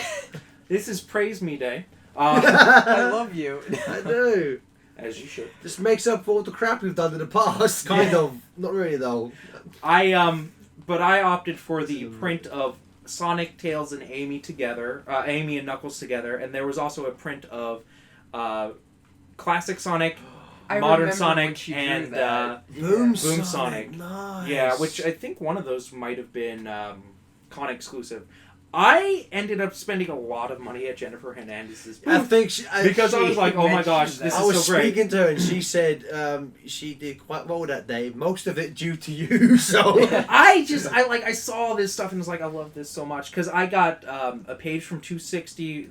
I think the first issue of Waves of Change, where they're about to deploy and Sonic's pacing around and they're like, oh, we're so worried about the world blowing up, and you see like Antoine and Bunny and Sally being all schemy and Antoine's sweating, and then I got another page that's Sonic talking to the underwater king and queen. Yeah. Yes. I mean, there's just this wonderful progression where Sonic's being all serious, like, I'm gonna tell you what's up, and then he's like, takes a bow, and they're like, you're crazy! And I love that. That's such a great progression. But I must be the biggest Antoine fanboy in the world because I got she a linked it on commission. Twitter and it's so cool. Yeah, it was her first commission, she said. Oh, really? That she did. It's the cutest thing I have ever gotten, and I It's- love it so much. It's Bunny and Antoine, like classic Bunny and Antoine with the Black eyes, no long legs. no long legs. No, the nice uniform and all of that. On Antoine, and I don't know, I just love this to death, and it's on this really nice smaller piece of paper, so I could just put this on a frame by my bed and wake up to it. Gareth, you got quite the care package. Holy crap! She is super nice. Like I really liked hanging out with Jennifer Hernandez. I hope we can have her on the show soon. I am super jealous of that. So a while back, Jennifer Hernandez she was on Twitter saying, "I feel like drawing something. Somebody throw a suggestion," and I don't know why. I was just like, "Draw Madonna," and she was just like, "Why would I draw her for? Like, why would I draw Madonna?" I was like, "Sonic's original girlfriend." And she's like, "Oh, that Madonna." Yeah. And then I tweeted at her at 11 p.m. and I wake up the next morning, and on Twitter I get a mention, if the real FTA suggested this, and I was like, that is the greatest thing. It's like, I have this nice card with her Madonna, and that's amazing.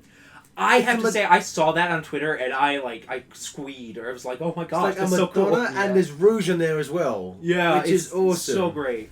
And and these cards, because she drew, because she went to Sonic Boom, and again, she drew cards that she intended to give to the voice actors. So she drew one for all six. So there was Sonic, Knuckles, Tails, Amy, Styx, and Eggman.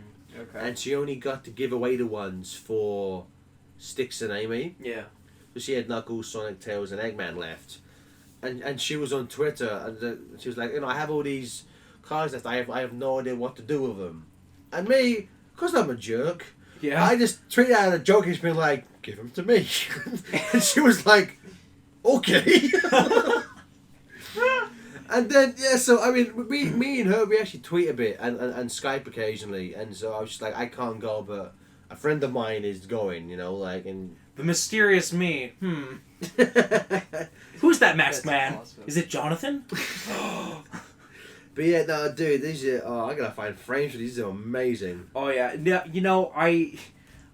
she does really great commissions, and she doesn't just stop at the inks. She does a little bit of gray tone to them. Yeah. And it's just such a nice thing. I had a blast talking to him. I also got to see Ben Hunziker, who does coloring. I got to talk to him for a bit, and he had some really nice prints available. I didn't realize he colored that cover.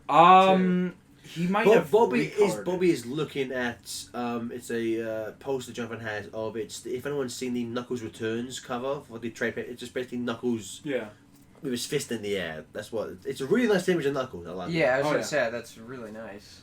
He also did the Supersonic Super Mega Man.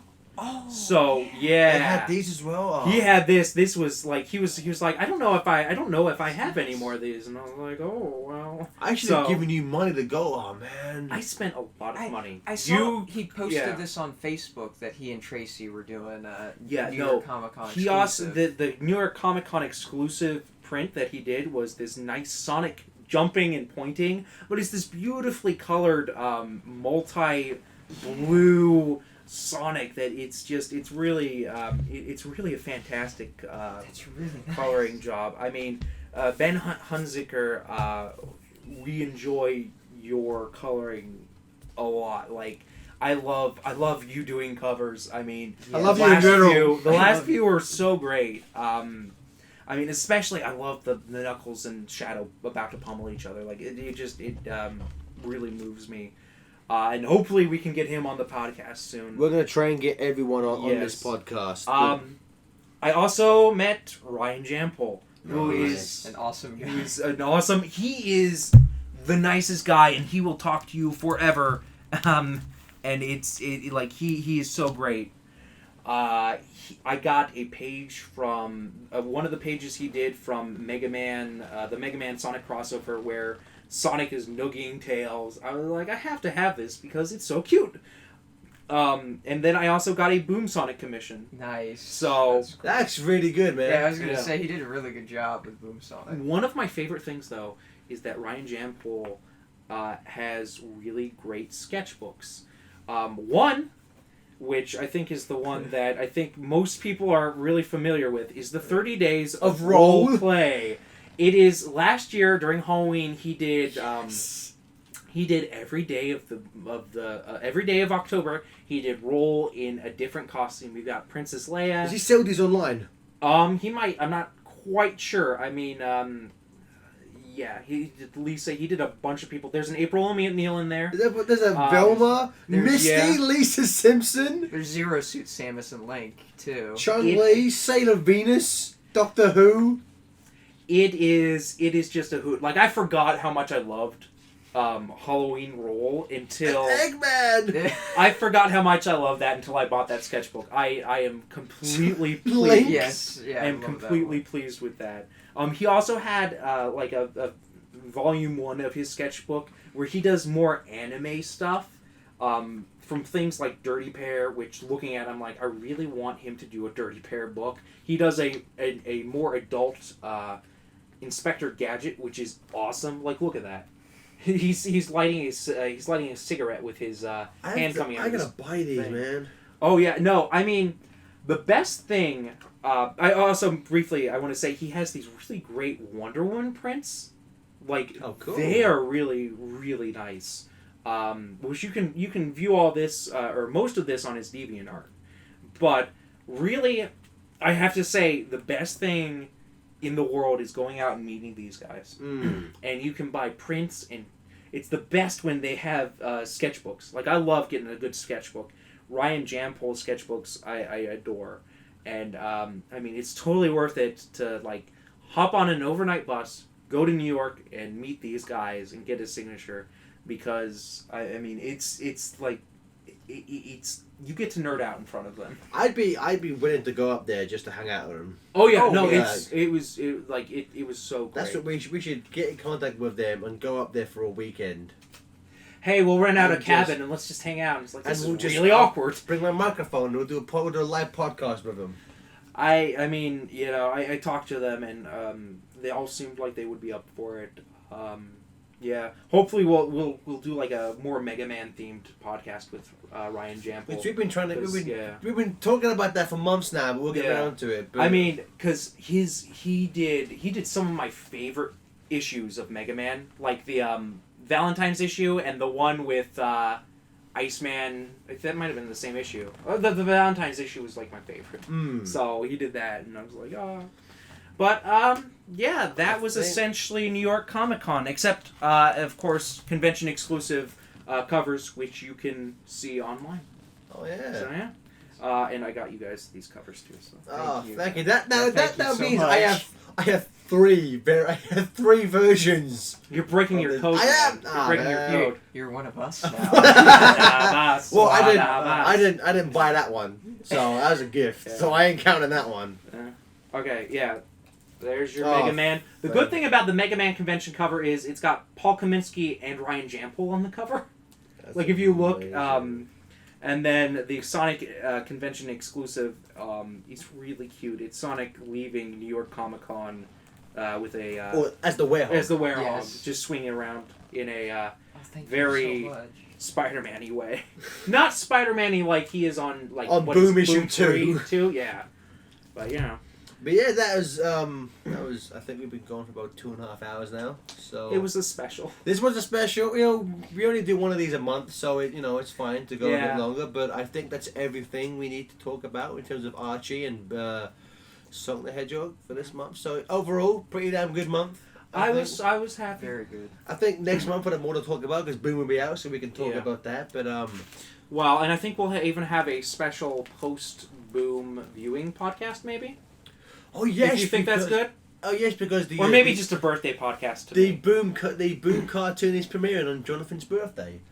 You're welcome. Because I was created, you get Sonic Boom. Because yes, I hope it's good at this point because I they am won't sure. blame me. I am sure we will do a special talking about the show. We'll do yeah. that. So it won't be a Sonic Says, probably be a Skype Sanctuary, but we will definitely do something. But at this point, I've been FDA. I'm Jonathan. And I'm the anti-guardian. He's not a regular guardian, he's anti-guardian. He That's right. doesn't guard crap. He just lets it get stolen. But yeah, so thank you so much for listening, and we will see you in about 4 weeks' time. What did Sonic say? You had one job, Bobby. You had one job. I'm sorry. I know you're the anti-guardian, but you could have guarded something. Supposed to give it away.